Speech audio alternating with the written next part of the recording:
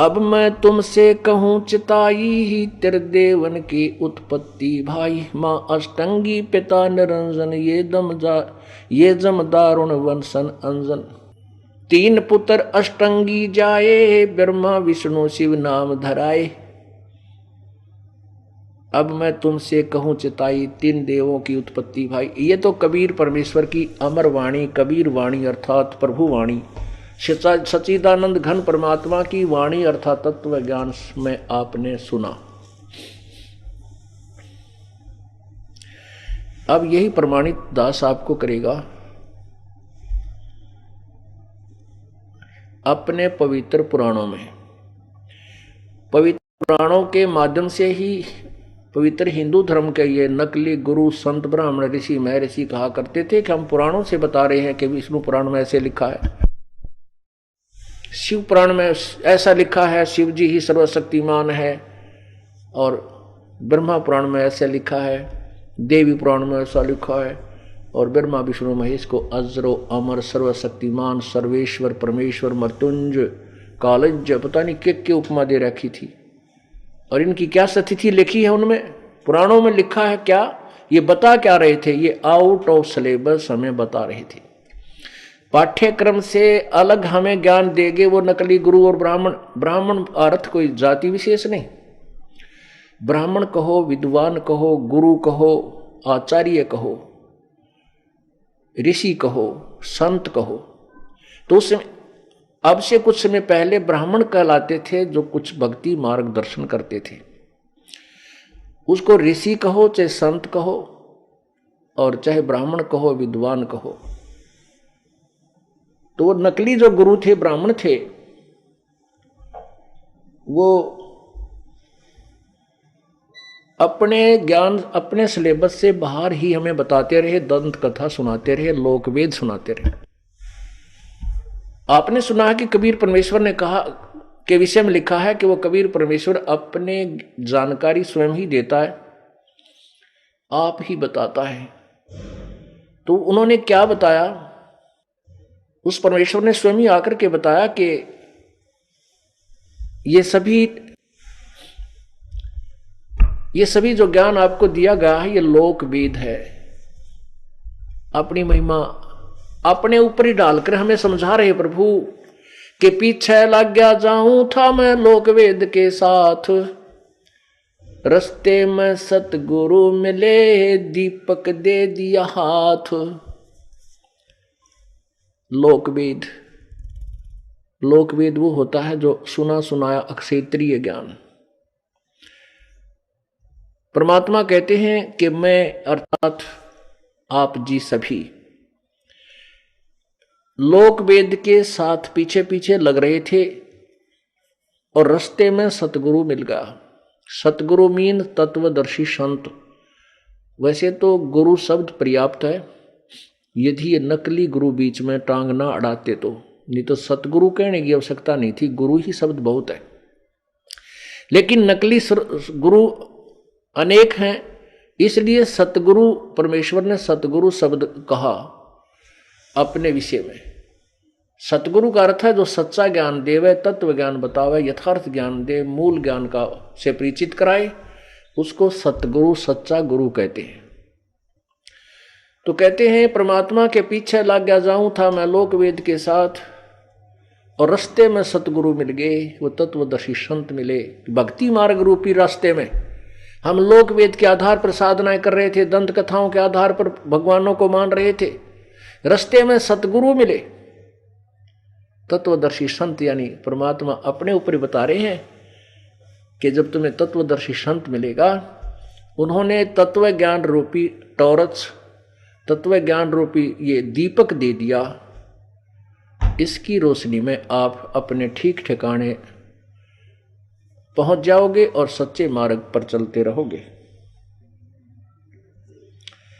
अब आपको लोकवेद के विषय में बताया कि लोकवेद ये था, जैसे हमने सुना था कि ब्रह्मा विष्णु महेश, रजगुण ब्रह्मा है, सतगुण विष्णु, तमगुण शिव जी है, और ये अजरो अमर हैं, इनके कोई माता पिता नहीं है, ये सारी सृष्टि के रचनहार हैं। फिर हम उन नकली संतों से या कोई ब्राह्मणों से पूछते थे कि भगवान तो एक बताया है, कहते हैं ये एक ही है, यही भगवान विष्णु ही 3 रूप धारण कर लेता है, बस ये समृद्ध शक्ति है। तो हमने ज्ञान था ही नहीं, हम संतुष्ट हो जाते, चल ऐसे होगा, पर भगवान की चाह बराबर बनी रही। अब आपको दिखाते हैं कि ब्रह्मा विष्णु महेश नासवान हैं, ये पूजा के योग्य नहीं है। इनके पूजने वालों को गीता जी में मूर्ख लिखा है कि जो ब्रह्मा विष्णु महेश की पूजा करते हैं वो मूर्ख लोग हैं।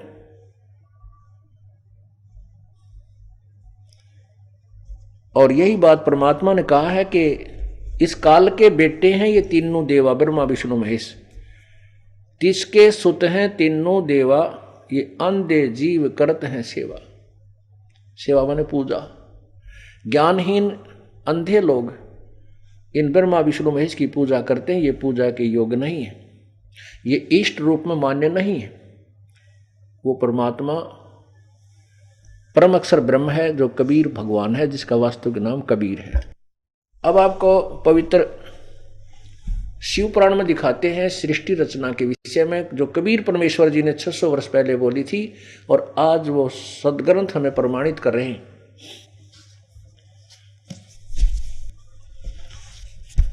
अब देखिएगा श्री शिव पुराण, पवित्र श्री शिव पुराण गीता प्रेस गोरखपुर से प्रकाशित है।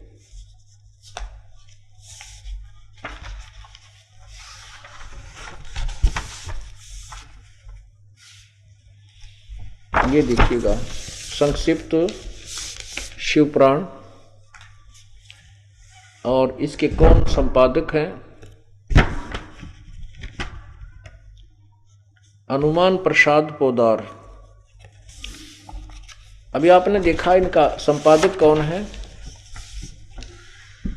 संपादक हनुमान प्रसाद पोदार। और ये कहाँ से प्रकाशित है?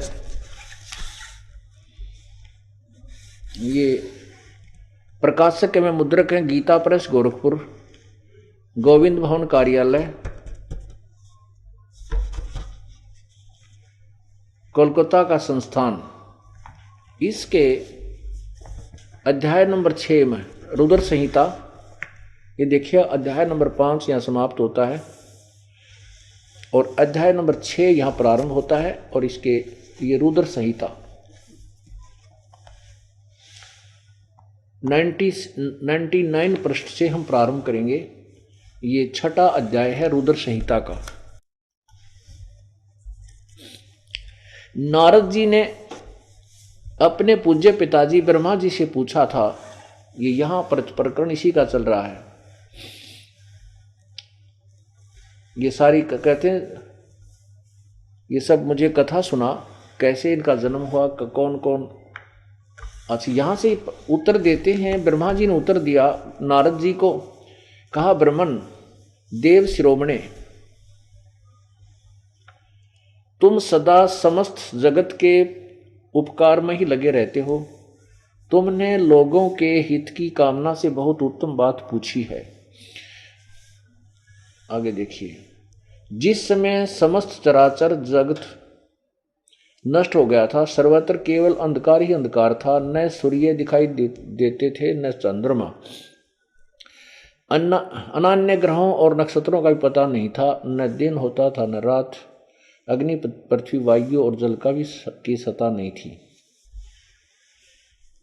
उस समय तत् सत ब्रह्म, इस श्रुति में जो सत्य सुना जाता है एकमात्र वही शेष था। अब प्रश्न नंबर 100 पर आप पढ़िएगा।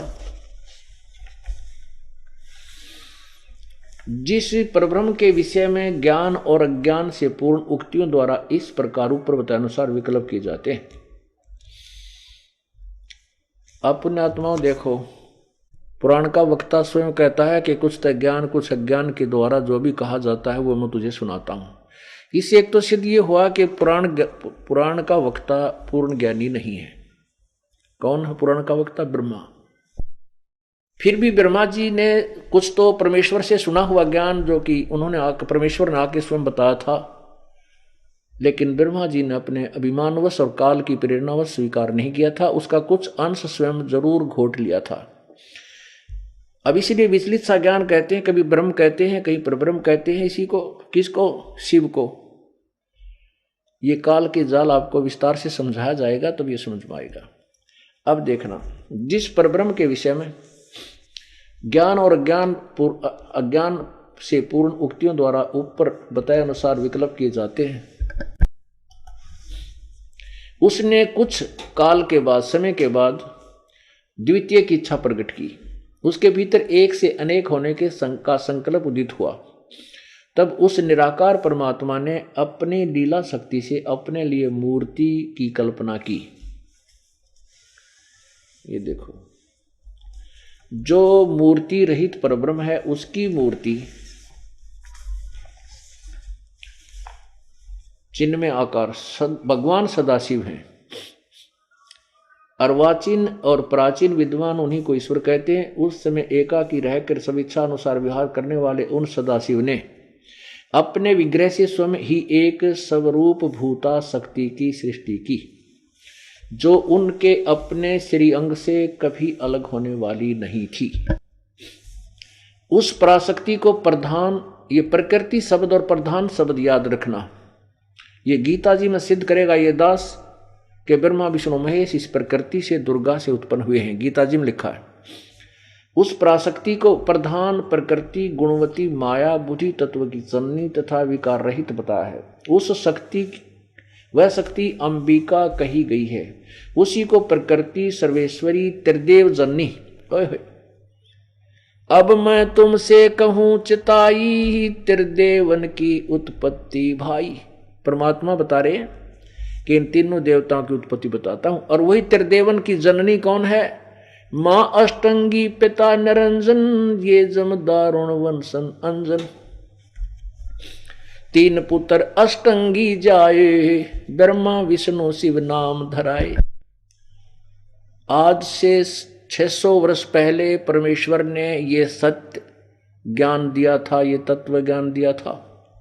लेकिन ये नकली गुरुओं ने, ब्राह्मणों ने हमें इतना मिसगाइड कर दिया कि हम परमात्मा की उस तत्व ज्ञान को नहीं समझ नहीं सके।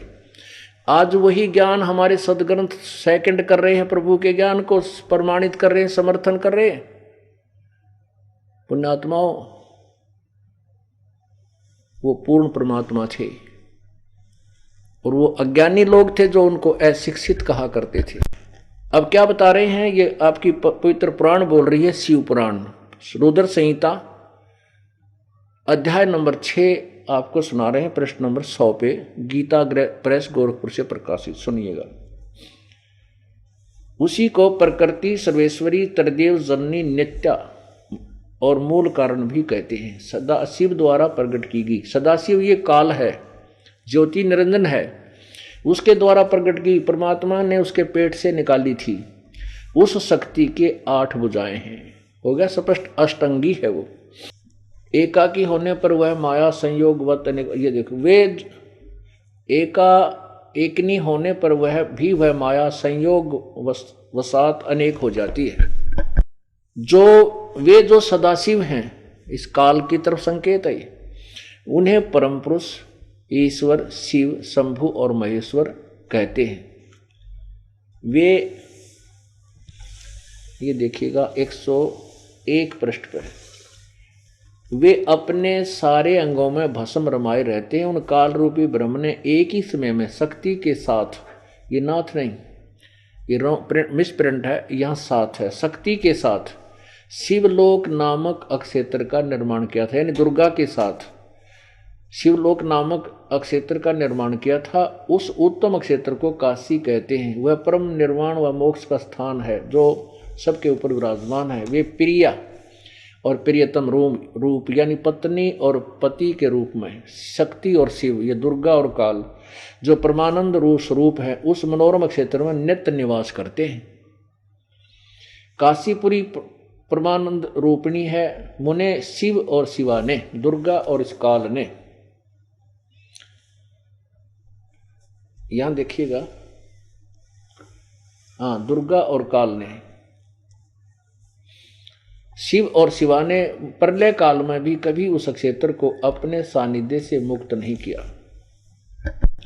देव्र से एक समय उस आनंद वन में रमण करते हुए शिवा यानी दुर्गा और शिव ये काल मन में यह इच्छा हुई कि किसी दूसरे पुरुष की सृष्टि करनी चाहिए, जिस पर यह सृष्टि संचालन का महान भार रखकर हम दोनों केवल काशी में रहकर इच्छा अनुसार विचरे और निर्वाण धारण करें। ऐसा निश्चय करके शक्ति सहित दुर्गा के साथ सर्वव्यापी परमेश्वर शिव ने, यज्ञानता में ब्रह्मा इसने पता नहीं क्या क्या संज्ञा दे रहा है इस काल को, ये काल है, ये ब्रह्म है, अपने शिव यानी सर्वव्यापी पर शक्ति सहित दुर्गा के साथ सर्वव्यापी परमेश्वर शिव ने अपने वाम भाग के 10वें अंग पर अमृत मल दिया, अर्थात पति पत्नी विहार किया। फिर तो वहां एक पुरुष प्रकट हुआ। ये देखिएगा प्रश्न नंबर 102 पर शिव पुराण रुद्र संहिता। वहां एक पुत्र उत्पन्न हुआ। शिव ने कहा वत्स, काल ने कहा बेटा, व्यापक होने के कारण तुम्हारा विष्णु नाम विख्यात हुआ। अब क्या हुआ कि तेरा विष्णु नाम होगा। अब क्या सिद्ध होगा, अब आगे देखिए। अब यहां समाप्त होगा ये 6ठा अध्याय। अब ये 7वां अध्याय शुरू होता है रुद्र संहिता का। प्रश्न नंबर 103 पर ब्रह्मा जी कहते हैं देव्र से, नारद जी को बता रहे हैं उनके पिताजी ब्रह्मा जी, तत्पश्चात जब विष्णु के उत्पन्न होने के बाद तत्पश्चात कल्याणकारी परमेश्वर शाम सदाशिव ने यानी काल ने पूर्ववत प्रयत्न करके पति पत्नी व्यवहार करके मुझे अपने दाहिने अंग से उत्पन्न किया। उन भविष्य ने मुझे तुरंत अपनी माया से मोहित करके नारायण देव की नाभि में डाल दिया। अपने आत्माओं पवित्र शिव पुराण ने सिद्ध कर दिया कि दुर्गा और शिव सदाशिव यानी काल रूपी भगवान भी कहते हैं इसे। इस काल रूपी ब्रह्म ने, इन दोनों ने अपने संयोग से पति पत्नी व्यवहार से विष्णु और ब्रह्मा की उत्पत्ति की। ये तो स्पष्ट हुआ। अब ये पुराण का जो वक्ता है और फिर अनुवादक है, ये चक्कर में पड़ गया कि अभी भगवान शिव से शिव की उत्पत्ति कैसे लिखूं। इसलिए इन्होंने अनुवाद करते समय शिव पुराण में हिंदी अनुवाद करते समय कुछ गोलमाल कर दिया, लेकिन ये फिर भी छुपा नहीं सके। आगे देखिएगा इसी अध्याय नंबर 9 के रुद्र संहिता, ये वही रुद्र संहिता है, अध्याय नंबर 9, इसके एंड में कति लास्ट में 108 पृष्ठ पे 110 पृष्ठ पे 110 पृष्ठ पे अध्याय 9 में यहाँ क्या लिखा है कि इस प्रकार ब्रह्मा विष्णु और रुद्र इन तीनों देवताओं में गुण हैं, परंतु शिव गुणातीत माने गए हैं। अब 4 हो गए ना, ब्रह्मा विष्णु और रुद्र, ये तो गुण है, रजगुण ब्रह्मा, सदगुण विष्णु, तमगुण शिव जी, और ये शिव ये काल है, ये गुणातीत माने गए। अभी हमने सिर्फ यहां ये देखना है कि ये 4 हो गए, ब्रह्मा विष्णु महेश से अलग हो गए। ब्रह्मा विष्णु महेश से अब ये और है अलग एक चौथा भगवान जो इनका पिता है, सिद्ध हुआ। अब ये तो है शिव पुराण, और ये इन्होंने थोड़ा सा भ्रमित कर दिया इसमें। अब आपको दिखाते हैं संस्कृत सहित शिव पुराण।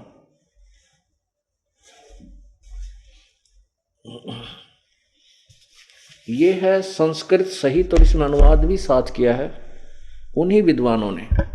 ये देखिएगा शिव महापुराण हिंदी टीका सहित,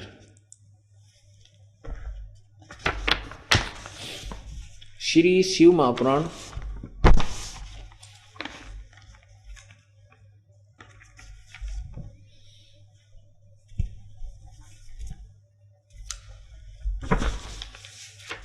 और ये इसका कौन अनुवाद करता है, विद्या अवरिधि पंडित ज्वाला प्रसाद जी मिश्र कृत, हिंदी टीका सहित, खेमरा श्री कृष्णदास प्रकाशन बंबई। अब देखना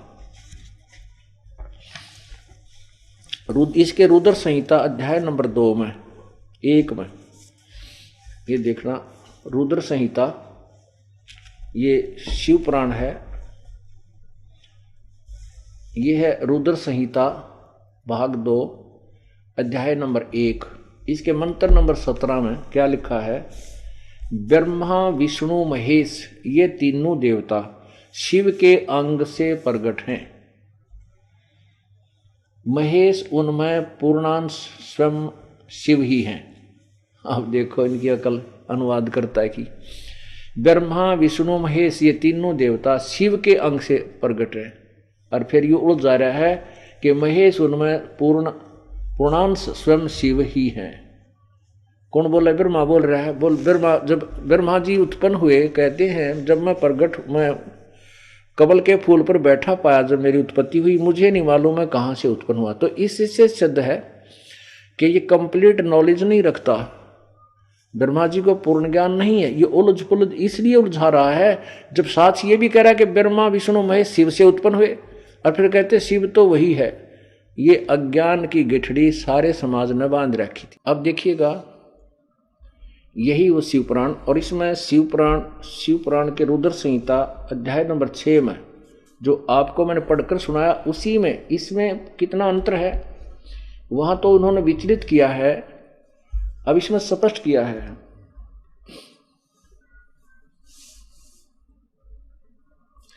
शिव ने, इसका पृष्ठ नंबर 16 है, ये 16 पृष्ठ पे, इसमें शिव ने पहले इसमें एक आनंद वन का निर्माण किया था। ये थोड़ा सा सुनाऊंगा क्योंकि आपको पहले में, अब वो थोड़ा सा भ्रम निवारण करना है। अक्षेत्र आनंददायक हेतु होने से आनंद कानन और पीछे अभिमुक्त कहा। शिवा शिव के उस आनंद वन में रमण करने पर, हे नारद जी, शिवा दुर्गा शिव ये काल रमण करने पर, स्त्री पत्नी विहार करने से इच्छा हुई कि कोई दूसरा पुरुष निर्माण किया जाए, जिस पर स्वच्छंद विहार करने वाले हम ये भार सब महाभार अर्पण करके निर्वाण शांति का धारण करें, केवल काशी में शयन करें। अच्छा आगे देखो, वह प्रभु इस प्रकार निश्चय करके पराशक्ति के 10वें अंग में सुधा रूपी आवास सत्य भाग से व्यापार करते हुए पति पत्नी व्यवहार स्पष्ट लिखा है। तब उससे त्रिलोकी में एक अति सुंदर पुरुष प्रकट हुआ जो शांत और सत्व गुण से युक्त गंभीरता में सागर के समान था। अब इन्होंने बिल्कुल क्लियर यहां अनुवाद सही कर दिया है। इसमें स्पष्ट किया है कि तब शिवजी बोले, व्यापक होने से जगत में तुम्हारा विष्णु नाम होगा। ठीक हुआ। अब ये स्पष्ट हो गया कि शिव और दुर्गा से विष्णु की उत्पत्ति हुई। और पहले ब्रह्मा की उत्पत्ति भी आपको बता दी गई थी कि इन्होंने, क्योंकि उस अनुवादकर्ता में जो गीता प्रेस गोरखपुर से प्रकाशित है उसमें थोड़ा भिन्नता करने की चेष्टा की है, गोलमोल की चेष्टा की है, इसमें स्पष्ट किया। अब आपको आगे दिखाता हूं कि एक समय ब्रह्मा और विष्णु में झगड़ा हो गया।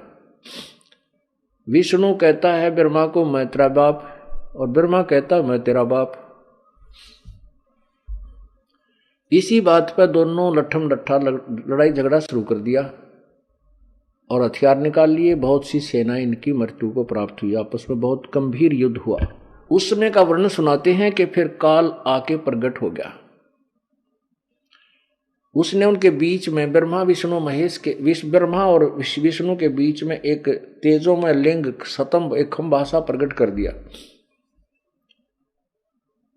और वो उनके दोनों ऊपर नीचे जाकर के उसका लड़ाई तो बंद कर दी। ये देखने लगे ये क्या है, कितना लंबा चौड़ा है, ऊपर नीचे जाने लगे। तो ऐसे ऐसे लंबी कहानी है।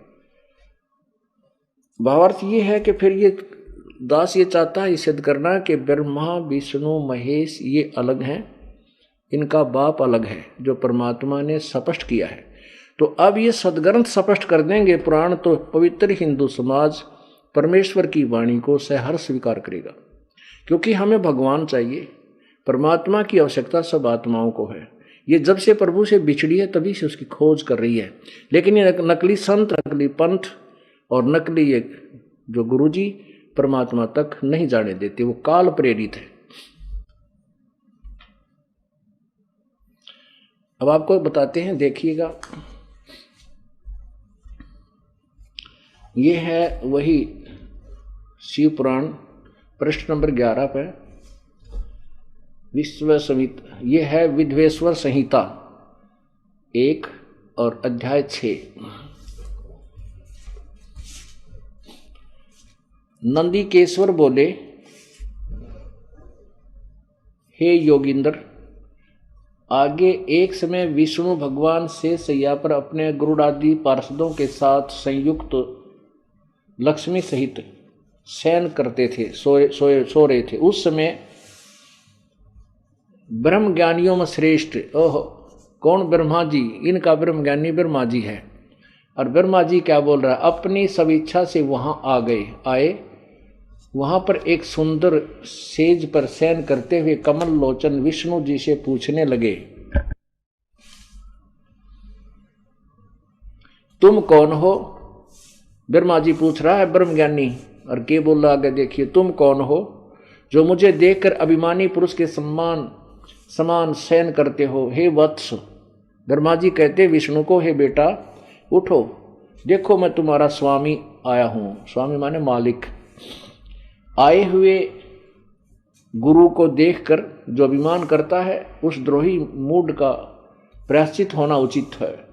यह सुनकर विष्णु जी के अंतर में तो क्रोध हुआ, परंतु बाहर से शांत रहे और बोले, वत्स। अब विष्णु बोला, ब्रह्मानक बेटा तुम्हारा मंगल हो, बैठो, इस आसन पर विराजो। इस समय तुम्हारा नेत्र कुटिल और मुख टेढ़ा क्यों, वक्र क्यों हो गया, टेढ़ा? ब्रह्मा जी बोले, वत्स बेटा विष्णु, तुमको समय के प्रभाव से अभिमान है। हे पुत्र, मैं तुम्हारा रक्षक और जगत का महापितामह हूं। विष्णु जी बोले, तो यह सब जगत मुझ में सचित है, तुम चोर के समान किस प्रकार अपना कहते हो? तुम मेरी नाभि कमल से उत्पन्न हुए हो, इससे मेरे पुत्र हो और मुझे पुत्र कहना व्यर्थ है। नंदीकेश्वर बोले, इस प्रकार ब्रह्मा विष्णु दोनों ही रजोगुण से मुग्ध होकर विवाद करने लगे। मैं श्रेष्ठ हूं, मैं स्वामी हूं, ऐसा कहकर एक दूसरे को मारने की इच्छा से युद्ध करने में उत्सुक हुए। तब संपूर्ण देवता विमान में बैठकर उस अद्भुत युद्ध देखने को चले आए और आकाश में उनके ऊपर फूल बरसाने लगे। जय हो देवताओं की। अब देवता छुटाने की बजाय, झगड़ा मिटाने की बजाय ऊपर से फूल बरसाने गए, लड़ो, शाबाश। जगह जोटे लड़ा कर काम में देखे होंगे, खागड़ बिठा कर कौन सा देख। यह तो हमारे देवताओं का और ये हमारे भगवानों की लीला है। एक छोटी सी बात पर तू मेरा बाप, नु ना मैं तेरा बाप, तू मेरा बेटा हो, तू मेरा बेटा। ये तो चौथी पांचवी कक्षा की बालक लड़ा कर, जैसे थारे भगवान लड़े। कबीर परमात्मा बता रहे, वो कहा अगर मैं तेरा बाप, वो नुका मैं तेरा बाप, मुक्कम मुक्का गुट्टम गुट्टा। तो पुण्यात्मा, अब यह सच्चाई बहुत ही स्पीड से ऊपर आएगी, क्योंकि परमात्मा ने यह समय इसलिए चुना है कि अब शिक्षित समाज है। अब इनको भ्रमित नहीं किया जा सकता, भ्रमित तो हो चुके बहुत। जरा सा भी ये मानव समाज ध्यान देगा इस दास के इन वचनों पर, कुछ ही समय में रोशनी हो जाएगी पूरे विश्व में। लेकिन ये नकली संत और महंत ये शत्रु हैं प्रभु के, शुरू से रहे हैं। ये स्वयं भी नरक में जाते हैं और अपने अनुयायियों को भी वहीं घसीट ले जाते हैं। ये कितने दिन बाद आकर पाएंगे? बहुत ही कम समय, क्योंकि इनका कोई बेस नहीं है, निराधार बातें इन्होंने दुनिया को बता रखी है। अपने प्रश्न नंबर 11 पर यह पढ़ा जो दास ने भी आपको पढ़कर सुनाया कि ब्रह्मा विष्णु महेश आपस में लट्ठम लट्ठा हो गए, देवता उन पर फूल बरसान लगे। फिर इनका युद्ध समाप्त हुआ, क्योंकि बीच में स्तंभ डाल दिया। अब ज्यादा ना सुना करके दास केवल अपने उसे पिक पॉइंट पर आएगा कि ब्रह्मा विष्णु और महेश से अलग है एक वो काल ब्रह्म, जिसको काल भी बोलते हैं। ये देखिएगा,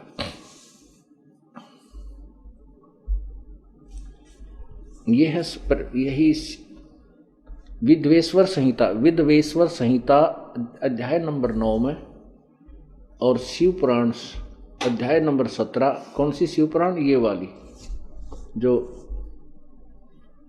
कृष्णदास प्रकाशन से, इसके पृष्ठ नंबर पे। पहले आपको गीता प्रेस गोरखपुर वाले से पढ़कर सुनाया था, आपके समक्ष ही पढ़ा जा रहा है, ये कोई अलग नहीं।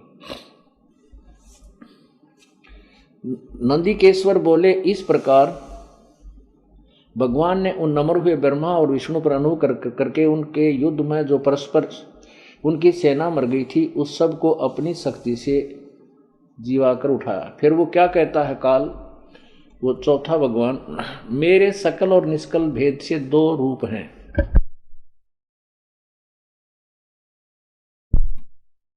दो स्वरूप हैं, परंतु और ईश्वर नहीं। इस कारण उनके 2 रूप नहीं हो सकते। पहला सतम रूप और पीछे मूर्तिमान रूप धारण किया। इसमें ब्रह्म रूप निष्फल, ये निष्कल है, वैसे निष्फल नहीं, और ईश्वर रूप सगुण है। अब काल कहता, मेरे यह दोनों रूप सिद्ध हैं, दूसरे किसी के नहीं हो सकते। इस कारण तुम दोनों को अथवा दूसरों को ईश्वर तव की प्राप्ति नहीं हो सकती। तुमने जो अज्ञानता से अपने को ईश माना, यह बड़ा अद्भुत हुआ। इसके दूर करने को ही मैं रण स्थान में आया हूं। अब तुम अपना अभिमान त्याग कर मुझ ईश्वर में अपनी बुद्धि लगाओ। मेरे प्रसाद से लोक में सब अर्थ प्रकाश करते हैं। अब स्पष्ट कर दिया, अब इस काल ने स्पष्ट कर दिया कि ब्रह्मा और विष्णु तुम भगवान नहीं हो, तुम ईश नहीं हो। ईश माने स्वामी। तुम ईश नहीं और तुमने अपने आप को ईश यानी भगवान मान लिया, ये बहुत गलत किया। तुम्हारी बुद्धि ठिकाने करने के लिए मैं आया हूं, प्रकट हुआ। अब आगे ये इससे सिद्ध हो गया कि ब्रह्मा विष्णु महेश ये परम यानी भगवान नहीं है, ईश नहीं है, ये मालिक नहीं है। आगे फिर दिखाता हूं। अब इसी शिवपुराण के प्रश्न नंबर 18 पे, ये है शिवपुराण, देखिएगा 18 पे, और विद्वेश्वर संहिता अध्याय नंबर 10। अब यहां देखिएगा नीचे, हे पुत्रो, कौन? वो काल ही बोल रहा है। हे पुत्रो, यह कृत, कौन सा कृत? ब्रह्मा को उत्पत्ति का। अब ये क्या बता रहा काल के, जो तुम्हारे को ब्रह्मा को उत्पत्ति और विष्णु को स्थिति और शिव को संहार के जो ड्यूटी मैंने तुम्हें दी है, ये तुमने तप किया। उस तप के प्रतिफल में मैंने कृपा करके तुम्हारे को ये 3 काम दे रखे हैं,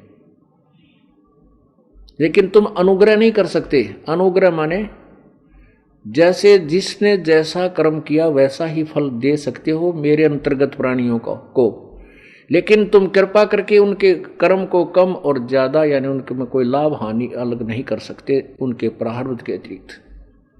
यहां देखना, हे पुत्रों, यह कृत्य आपने तप से प्राप्त किया है, जो कि सृष्टि उत्पत्ति पालन कहता है, सो मैंने प्रसन्न होकर तुम्हें दिया है। इसी प्रकार दूसरे 2 कृत्य रुद्र और महेश को प्रदान किए हैं। पुण्यात्मा भी देखो, दास ये सिद्ध करना चाहता है कि ब्रह्मा विष्णु अलग हैं और शिव महेश, ब्रह्मा विष्णु और महेश ये 2 अलग हैं, रुद्र अलग है। यानी रुद्र इस शिव को भी कहते हैं जो काल का बेटा है, और इसके अतिरिक्त 11 रुद्र और भी हैं। लेकिन ये यहाँ जहाँ पर रुद्र की विशेष, ब्रह्मा विष्णु और रुद्र जहाँ लिखा जाता है, वहाँ तो इस काल के पुत्र की तरफ संकेत है, और अन्य 11 रुद्र और भी हैं जो उनके ऊपर ये काल का बेटा शिव ही प्रधान है। तो यहाँ 4 सिद्ध कर दिए। अब हमने ब्रह्मा विष्णु और महेश से अलग जो भगवान है काल है वो सिद्ध करना है, और ब्रह्मा विष्णु महेश इसके बेटे हैं, पुत्र हैं, ये सिद्ध करना है। ये सिद्ध हो गया। फिर देखिए, ये काल कह रहा है कि हे पुत्रों, यह कृत आपने तप किया से प्राप्त किया है, और सृष्टि की उत्पत्ति और जो पालन का आता है, जो सृष्टि की उत्पत्ति और पालन का आता है, उत्पत्ति ब्रह्मा को, पालन विष्णु को, सो मैंने प्रसन्न होकर तुम्हें दिया है। इसी प्रकार दूसरे दो कृत रुद्र और महेश को प्रदान किए, परंतु अनुग्रह कृत कोई भी पाने को समर्थ नहीं है। अनुग्रह यानी कृपा नहीं कर सकते आप किसी पर। जैसा भी मैंने कहा है वैसे सतिथि और उतना ही पालन जो तुम्हारे को मिले उनका संस्कार देना है, और संहार भी उसी समय कर्म अनुसार ही कर सकते हो, इससे कमबत्ती तुम नहीं करोगे, अनुग्रह नहीं कर सकते, किसी पे कृपा नहीं कर सकोगे।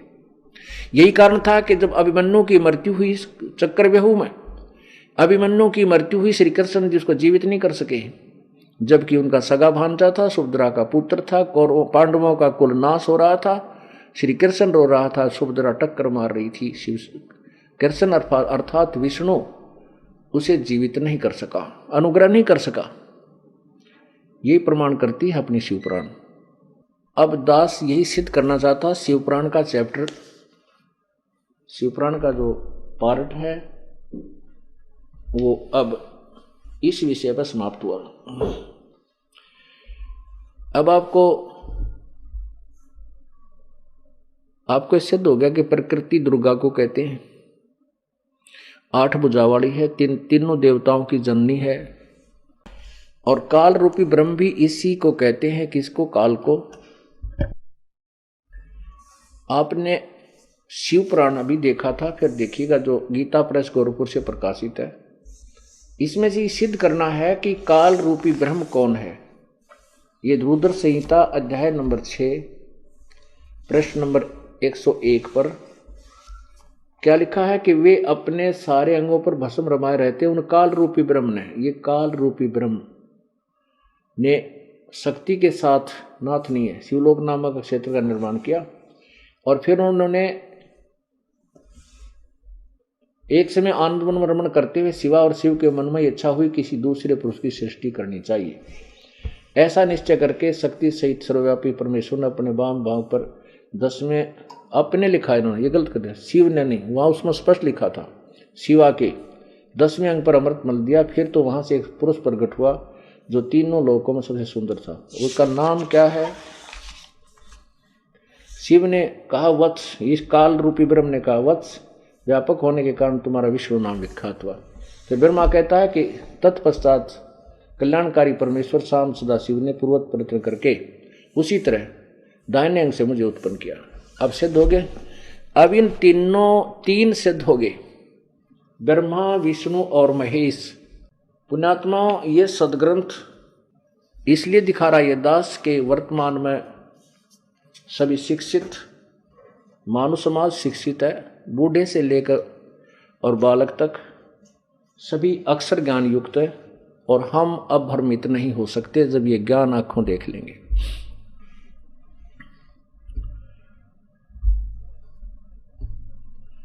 अब आपको श्री देवी भागवत महापुराण में परमात्मा की वो अमर वाणी सिद्ध करना चाहता है ये दास कि ब्रह्मा और विष्णु की मां दुर्गा है और काल इनका पिता है, काल रूपी ब्रह्म। ये देखिएगा श्रीमद् देवी भागवत पुराण, गीता प्रेस गोरखपुर से प्रकाशित है। अनुवादकर्ता कौन है इसका? संपादक हनुमान प्रसाद पोदार, चिमन लाल गोस्वामी। और ये कहां से प्रकाशित है? प्रकाशक एवं मुद्रक गीता प्रेस गोरखपुर से। अब आइएगा इसके तीसरे स्कंद के अध्याय नंबर 4 और 5 पे। अध्याय नंबर 1 से हम प्रारंभ करेंगे इसको, देखिएगा। ये है तीसरा स्कंद और प्रथम अध्याय ये यहां से प्रारंभ होता है। प्रश्न नंबर ये इधर है 112, यहाँ 113 से प्रारंभ होता है तीसरा स्कंद। जन्मजय ने पूछा, भगवान आपने अंबा यज्ञ अर्थात परम पवित्र नवरात्र व्रत करके उसके द्वारा देवी की आराधना करने की आज्ञा दी है, तथा अतः वे कौन देवी हैं, कैसे और कब प्रकट हुई, उनके पधारने का क्या उद्देश्य है तथा वे किन गुणों से विभूषित हैं, अम्बा यह किस प्रकार होता है, उसका कैसा रूप और क्या विधान है। दयानिधे आप सर्वज्ञान संपन्न हैं, विधिवत सब वर्णन करने की कृपा कीजिए। ब्रह्मन साथ ही विस्तार पूर्वक ब्रह्मांड की उत्पत्ति भी कहिए, क्योंकि भूदेव ब्रह्मांड के विषय में जो कुछ कहा जाता है तथा वह जैसा जो है ये सभी बातें आप जानते हैं। मैंने सुना है कि ब्रह्मा विष्णु रुद्र ये तीनों सगुण देवता हैं। कर्म से सृष्टि पालन और संहार के कार्य का उत्तरदायित्व इन पर रहता है। पराशर नंदन व्यास जी की तरफ संकेत है।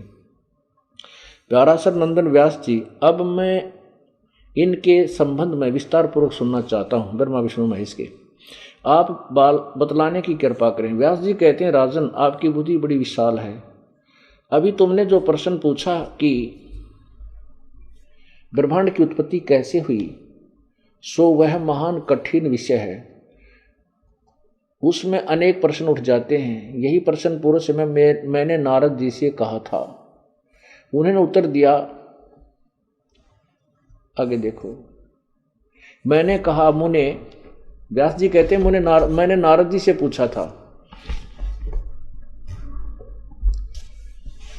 मुने आप बुद्धिमान हैं, मुझे यह बताने की कृपा कीजिए कि इस विस्तृत ब्रह्मांड के प्रधान कर्ता कौन है।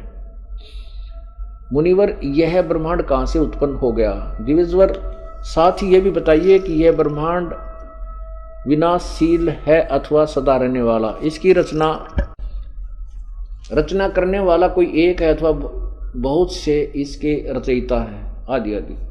अब यहां देखिए, कितने ही आचार्य भवानी को संपूर्ण मनोरथ पूर्ण करने वाली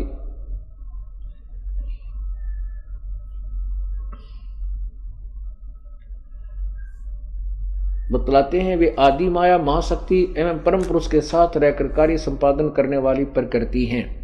ये प्रकृति शब्द याद रखना, गीता जी में आपके काम आओगा कि दुर्गा पुराण में भी, देवी पुराण में भी प्रकृति दुर्गा को कह रहे हैं।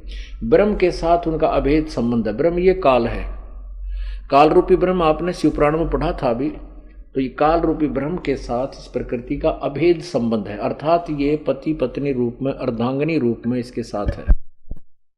वे सृष्टि, स्थिति और संहार कार्य में संलग्न रहती है। संपूर्ण प्राणियों एवं देवताओं की भी वे जननी है, उनका कभी जन्म और मरण नहीं होता। वे वैष्णवी, सांबवी, ब्राह्मी, सावसी, वासवी, वारुणी, वाराही, नारसिंही तथा अद्भुत महालक्ष्मी नाम से विख्यात है। महालक्ष्मी, ये भी ध्यान रखना।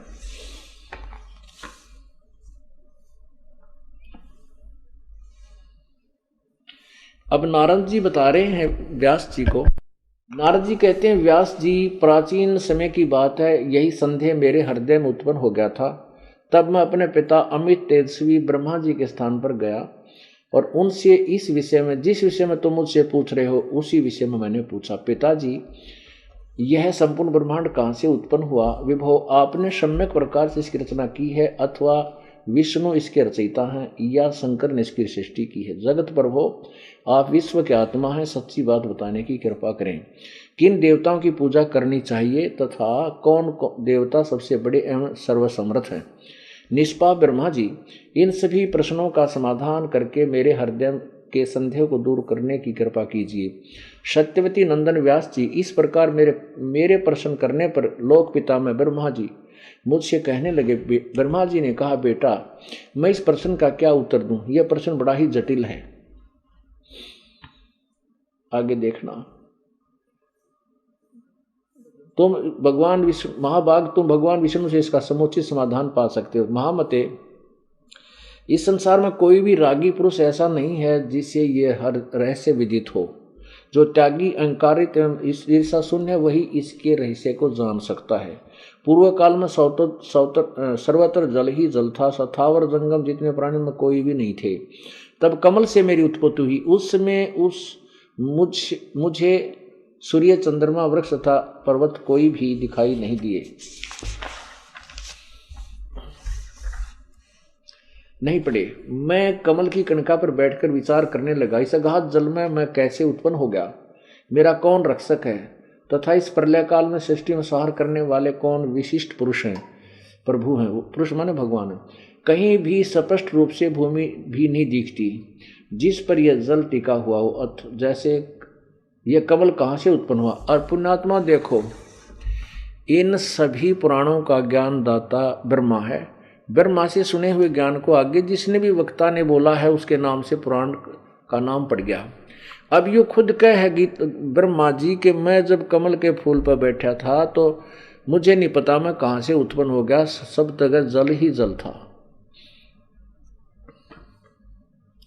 तो इससे सिद्ध हुआ कि ब्रह्मा जी अल्पज्ञ है, सर्वज्ञ नहीं है, पूर्ण ज्ञान नहीं है ब्रह्मा जी को। लेकिन जो अपनी उत्पत्ति, अपने जन्म होने के बाद वो जो लिख रहा है वो ठीक है, वो वाणी उसकी सही है। सही में उसके द्वारा कही गई है, अपने आंखों देखा। उससे पहले की जो अटकल लगा रहा है वो उसका ज्ञान नहीं हो सकता। वो तो कबीर परमेश्वर इसको मिला था। हम बैरागी ब्रह्म पद सन्यासी महादेव, सो हम मंत्र दिया शिव जी को करे हमारी सेव। कबीर जी परमेश्वर जी कहते हैं कि हम बैरागी ब्रह्म पद, हम ब्रह्मा विष्णु महेश तीनों के पास गए थे प्रभु, इनको समझा था कि तुम काल के जाल में फंसे हो, तुम पिछले पुण्य जन्म से आप ब्रह्मा विष्णु महेश की पदवी प्राप्त हो, तुम्हारा विनाश होगा, उसके बाद तुम 84 लाख योनियों में जाओगे। तब तो उन्होंने ये पूरी सृष्टि रचना प्रभु से सुन ली थी, लेकिन बाद में काल प्रेरणा से अपने ज्ञान से उसको खराब करके परमात्मा से विमुख हो गए थे। उस खिचड़ी ज्ञान को ये कुछ अड़ा उड़ा कर कह रहा है कि परब्रह्म ने, उस काल रूपी ब्रह्म ने अपने शरीर से एक लड़की स्त्री निकाली, प्रकृति निकाली, तीनों देव की माता कहलाई है। लेकिन यो ज्ञान इसका नहीं, प्रभु के द्वारा दिया हुआ, पर इसने उसमें कुछ अपनी खिचड़ी मिला दी। अब निर्णय होगा कबीर परमेश्वर की वाणी से, वो सत्य है तो ये भी मेल खा रही है कुछ, तो वो पूर्ण परमात्मा की वाणी सत्य सिद्ध करने के लिए इतने ढेर सारे प्रमाण आपको दिखाए जा रहे हैं। ब्रह्मा जी कहता मैं विचार कर रहा हूं ये कमल कहां से उत्पन्न हो गया। यों विचार करके मैं जल में उतरा, 1000 वर्ष तक पृथ्वी का अन्वेषण करता रहा, इस पर भी मुझे उस जल का कहीं और छोर नहीं मिला। इतने में आकाशवाणी हुई, तप करो तप करो। तब मैंने तपस्या आरंभ कर दी। कमल पर बैठे ही 1000 वर्ष तक मैं तप करता रहा।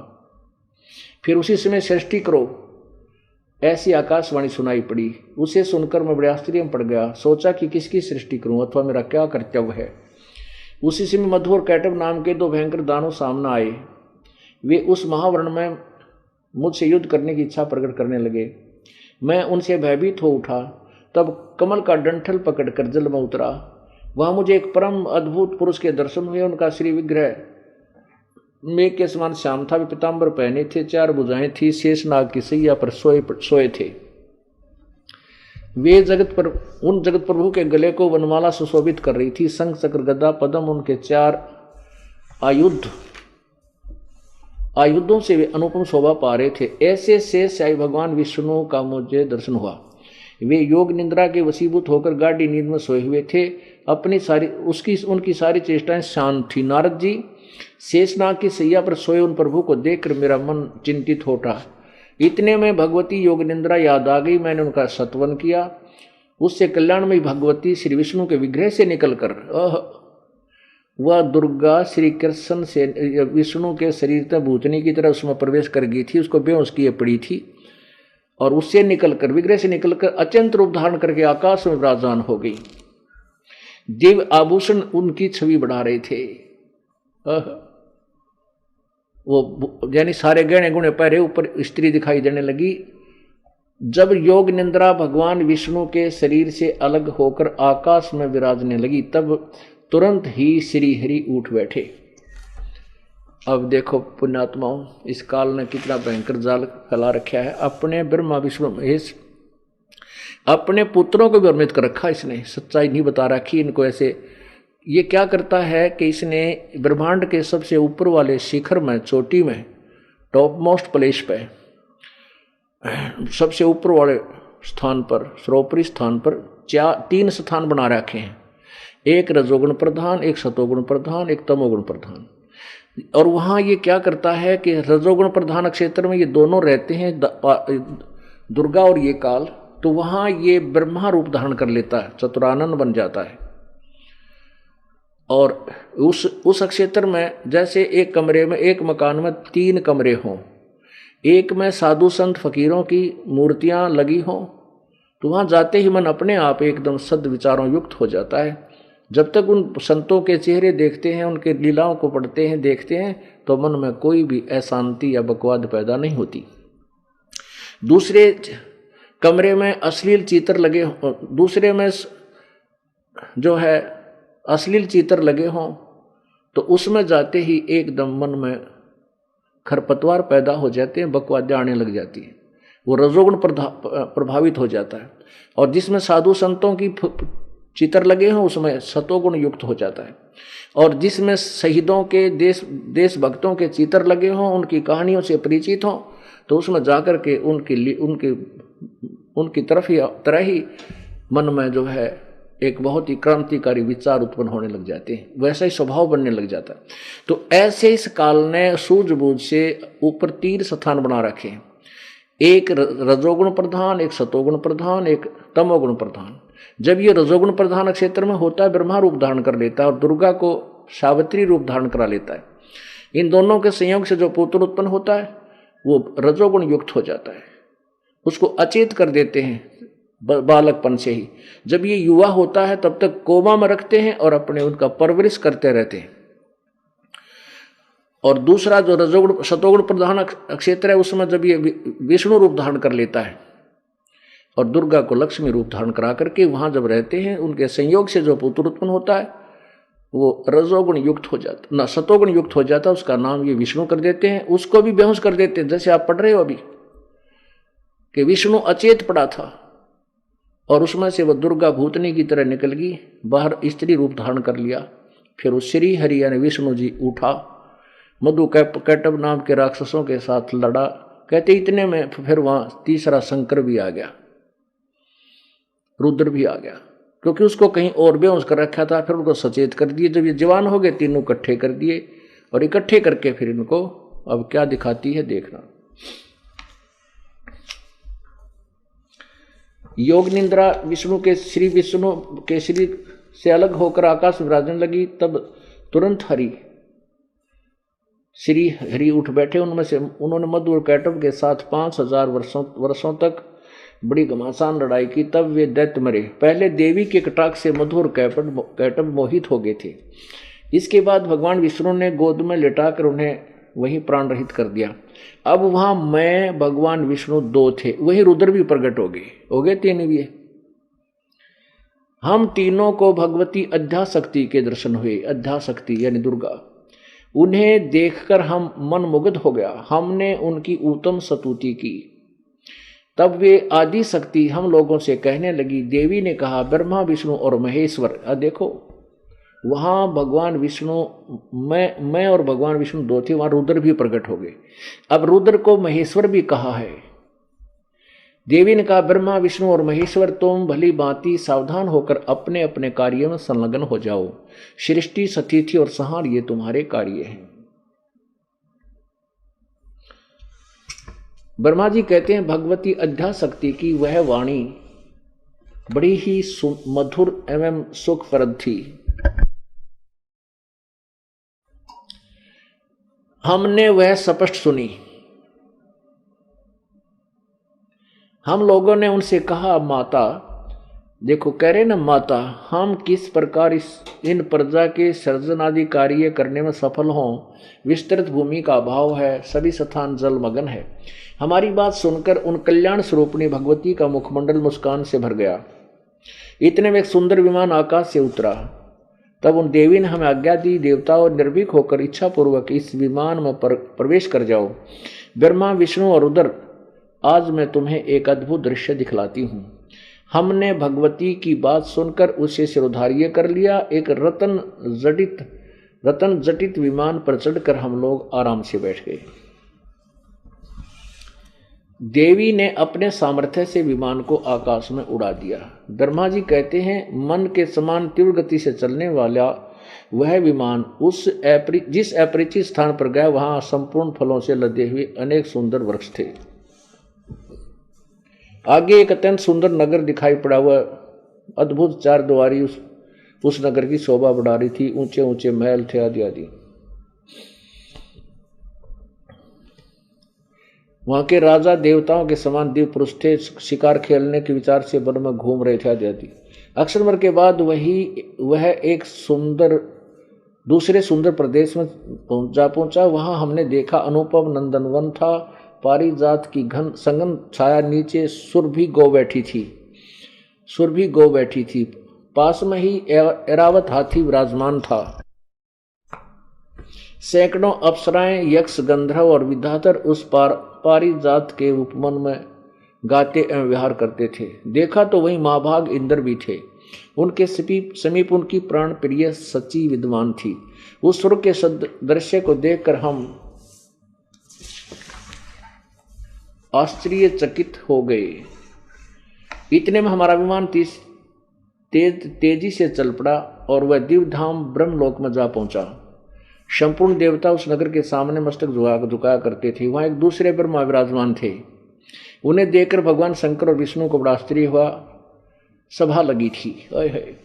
भगवान शंकर और विष्णु ने मुझसे पूछा, ब्रह्मा कह रहा है, चतुरानन ये अविनाशी ब्रह्मा कौन है? मैंने उत्तर दिया, मुझे कुछ पता नहीं।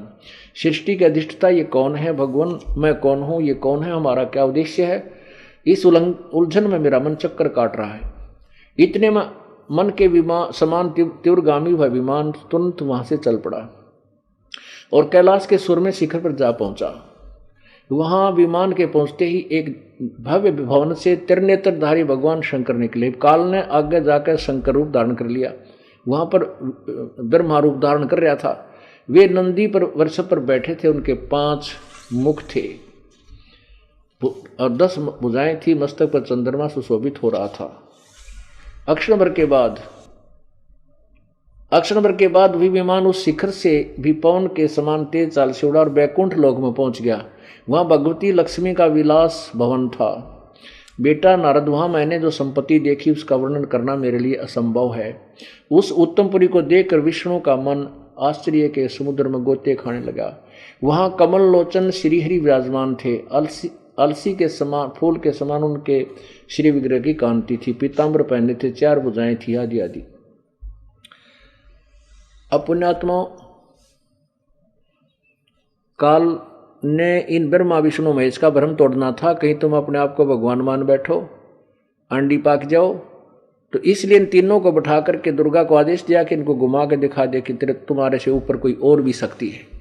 तो यही अपनी देवी पुराण ही हमें बता रही है कि ब्रह्मा विष्णु महेश कहते हैं हमने नहीं पता ये कौन है। ब्रह्मा कहने लगा मेरे सिर चक्कर काटने लगे, कौन? ब्रह्मा दूसरा है।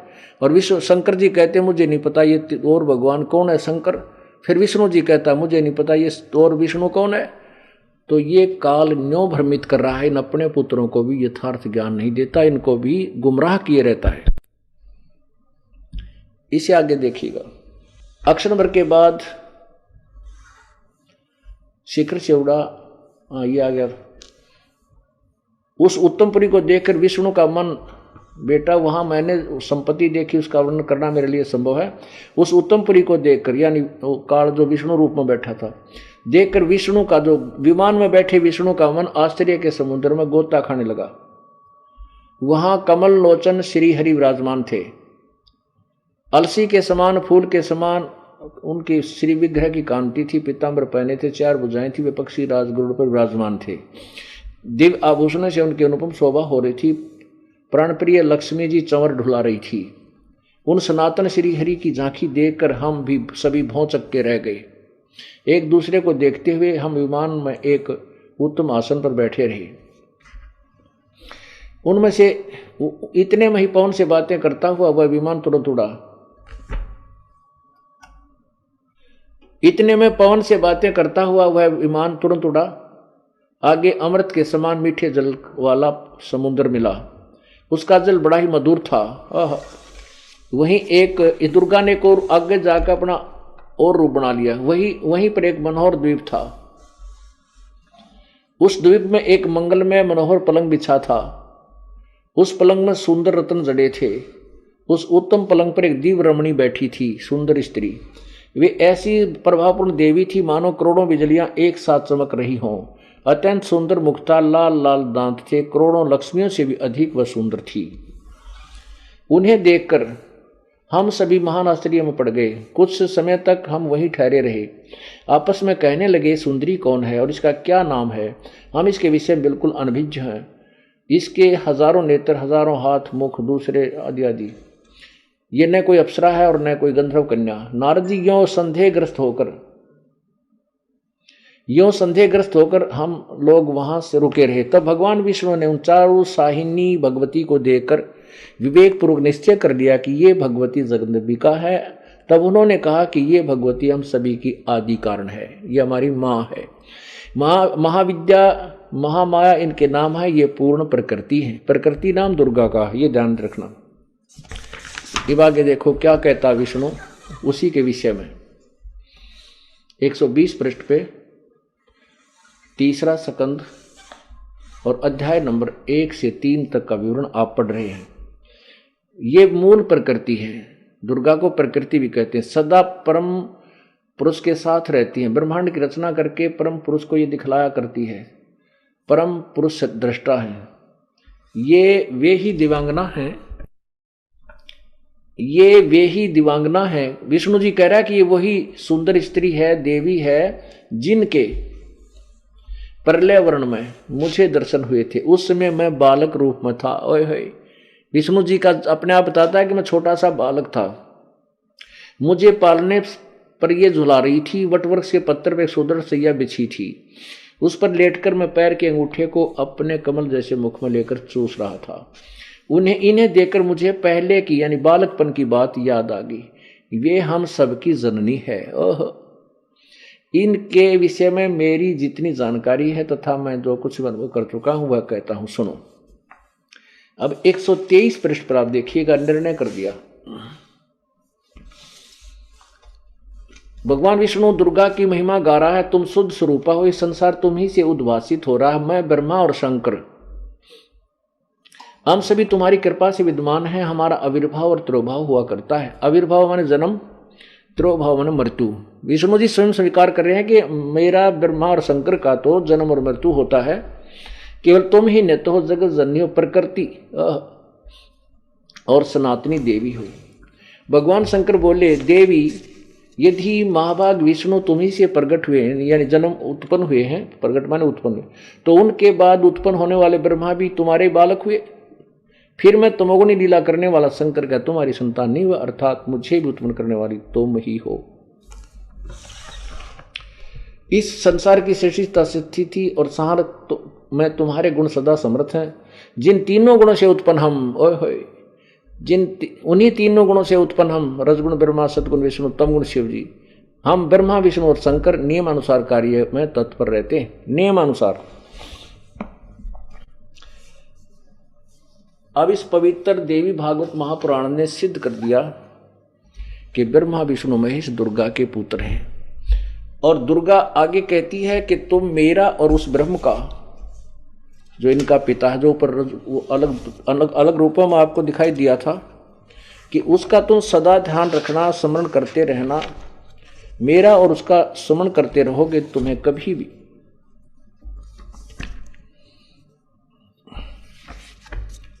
जो आपत्ति आवेगी तो हम तुम्हारे सामने प्रकट होंगे।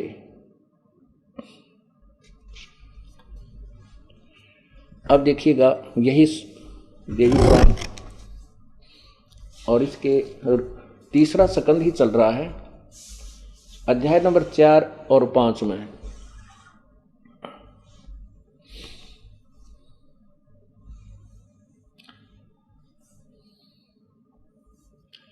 अब ब्रह्मा पूछ रहा दुर्गा से, इस मूर्त और अमूर्त जगत का आधार पूर्व में तुमसे पूर्व कोई भी दूसरा पुरुष नहीं था, कोई तीसरा भी नहीं था।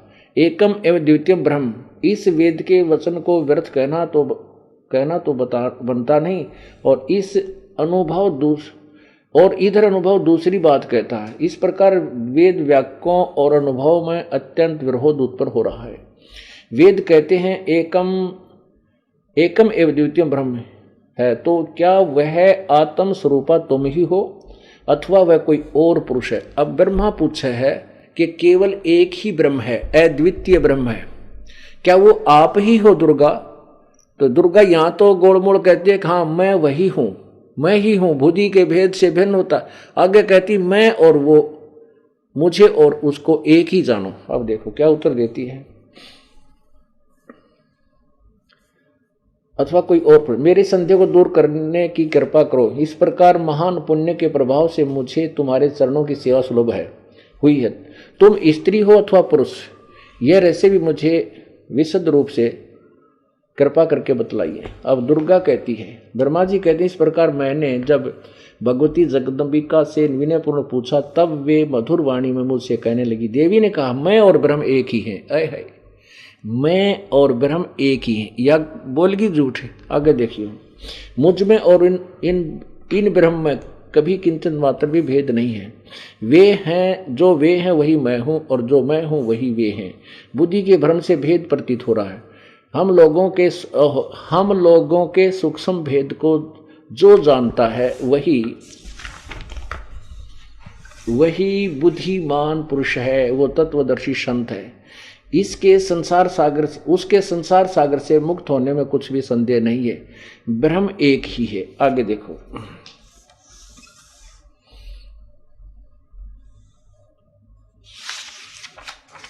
अब ये दुर्गा क्या करती है, तीनों का ब्याह कर देती है, स्वयं ही अपने 3 रूप धारण करती है, तीनों की शादी करके इनको फिर विमान में बैठा करके और इनके लोक में भेज देती है।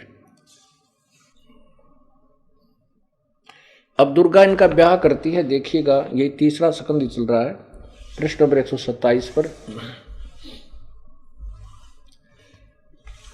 ब्रह्मा जी, इस शक्ति को तुम अपनी स्त्री बनाओ, यह अनुपमा सुंदरी है, इसका मुख सदा मुस्कान से भरा रहता है। मां सरस्वती नाम से विख्यात इस श्रेष्ठ देवी में सभी रजोगुण विद्यमान हैं। इसका दिव्य शरीर स्वच्छ शस्त्रों से शोभित है।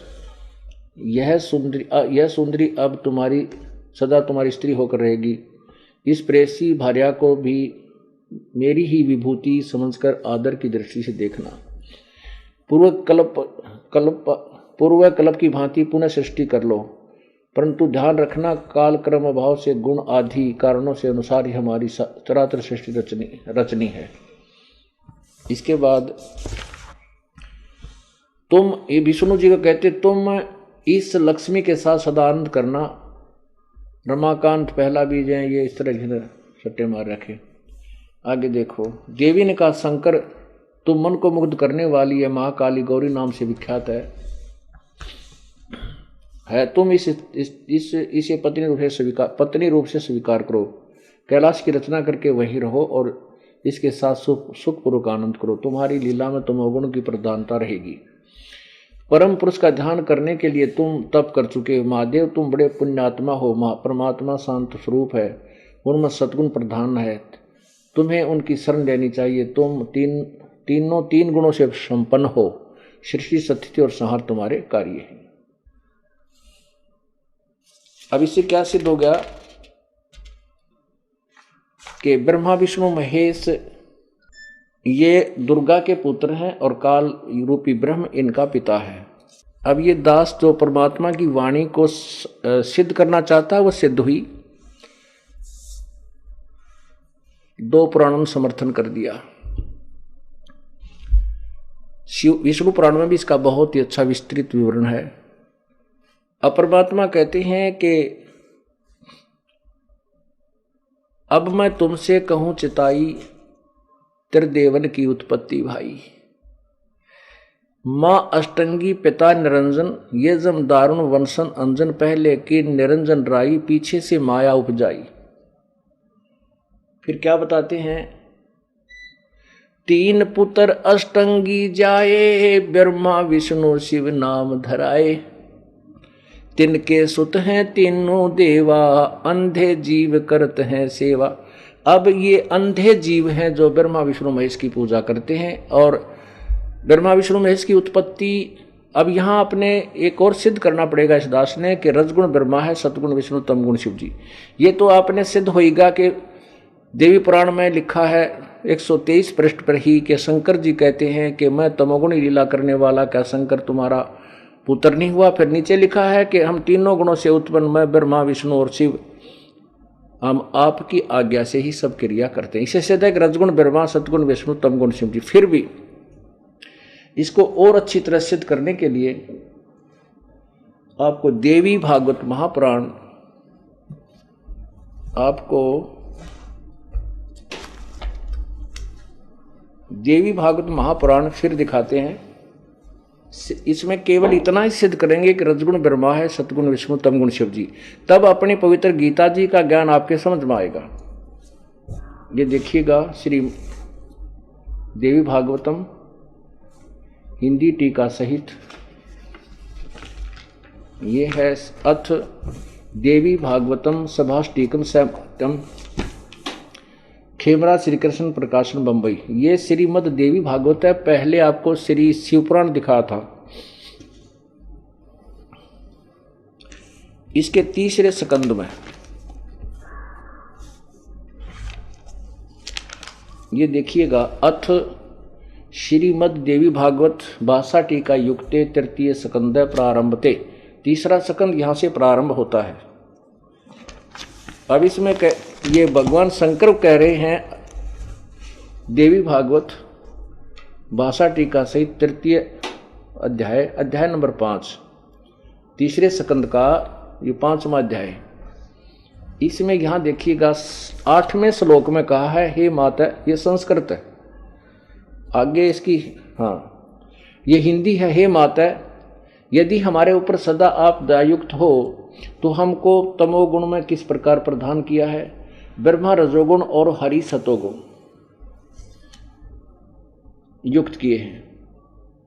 फिर देखो, ये 7वां श्लोक अंत हुआ, 8वां प्रारंभ हुआ। हे माता, हे मात्र, हमारे ऊपर आप सदा दयायुक्त हो, शंकर जी कह रहे हैं, तो हमको तमोगुण में किस प्रकार प्रदान किया?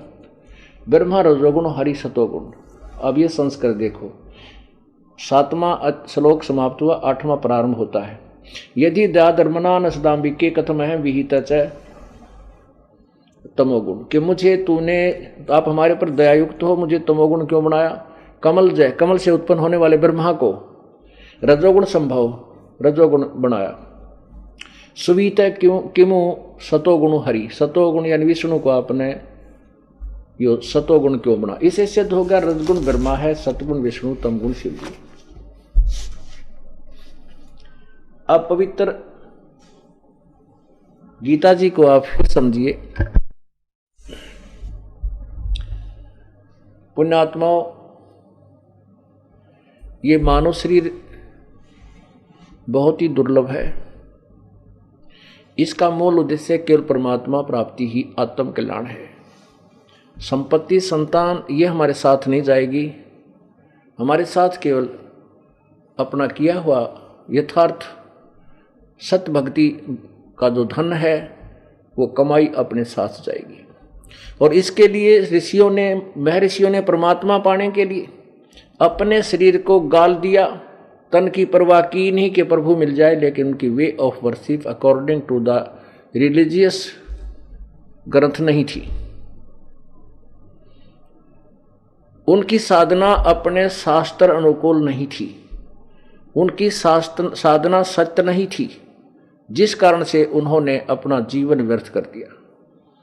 उस साधना से और उपलब्धि होगी, सिद्धियां आ गई, स्वर्ग चले गए, फिर खा के वापस आ गए, राजा बन गए, गधे बन गए, कुत्ते बन गए। ये साधना, उस साधना का ये प्रतिफल उनसे उन्हें मिलता रहा। और आप जी को ये ज्ञान ऐसे सहज में मिल रहा है, इसको पहले ज्ञान को समझना होगा, तब भक्ति शुरू होगी। नहीं तो आप भक्ति नहीं कर सकते। काल आपको फिर चक्कर में दे डालेगा।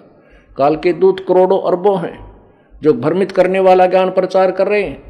इसलिए दास चाहता है कि आपको ऐसे रंग में रंग दो कि उनके जाल में तुम फंस ना सको, और उनको जो है मुंह तोड़ जवाब दे सको। वो फिट्टे मुंह हो जाए, तुम्हारी तरफ देखे भी नहीं, छुपते फिरेंगे तुमसे। इसलिए इसमें थोड़ा सा अपने समय ड्यूट करना पड़ेगा। अब कितना सुहाना मौसम है, ना गर्मी है ना सर्दी है, और अमृत वर्षा ज्ञान की हो रही है। इसमें 10-20 मिनट और भी ज़्यादा आपके ऊपर वर्षा हो जाए परमात्मा के अमृत ज्ञान की, कि सौभाग्य समझना। तो इसको थोड़ा सा धैर्य से और शांतिपूर्वक और बहुत विवेक से सुनते रहना, आपका कल्याण होगा। अब प्रकृति का अर्थ दुर्गा है, रजगुण ब्रह्मा, सतगुण विष्णु, तमगुण शिव जी हैं। सत्य सिद्ध हुआ। अब 5 मिनट आपको गीता जी फिर दिखाऊंगा, ताकि आपके हृदय में ये स्थान, ये बात जगह बना जावे कि परमेश्वर कबीर जी की वाणी सत्य है, सत्य थी और रहेगी। अब देखिएगा श्रीमद् भगवत गीता,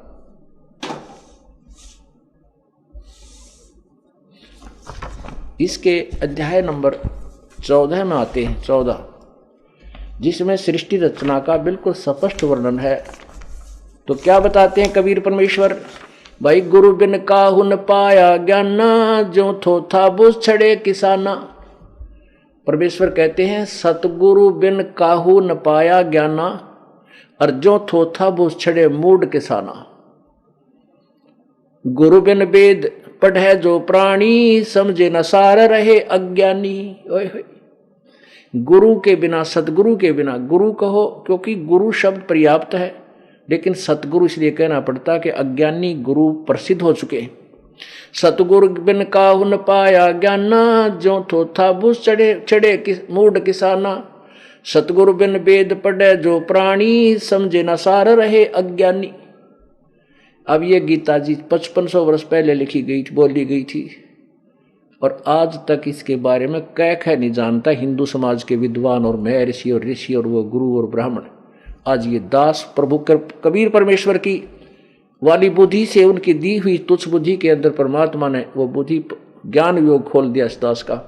उस ज्ञान, तत्व ज्ञान योग के आधार पर ये दास इन सदग्रंथों को उधेड़ रहा है, स्पष्ट आपके सामने कर रहा है, जो यथार्थ रूप में आप समझ सकते हो। अब देखिएगा 14वें अध्याय का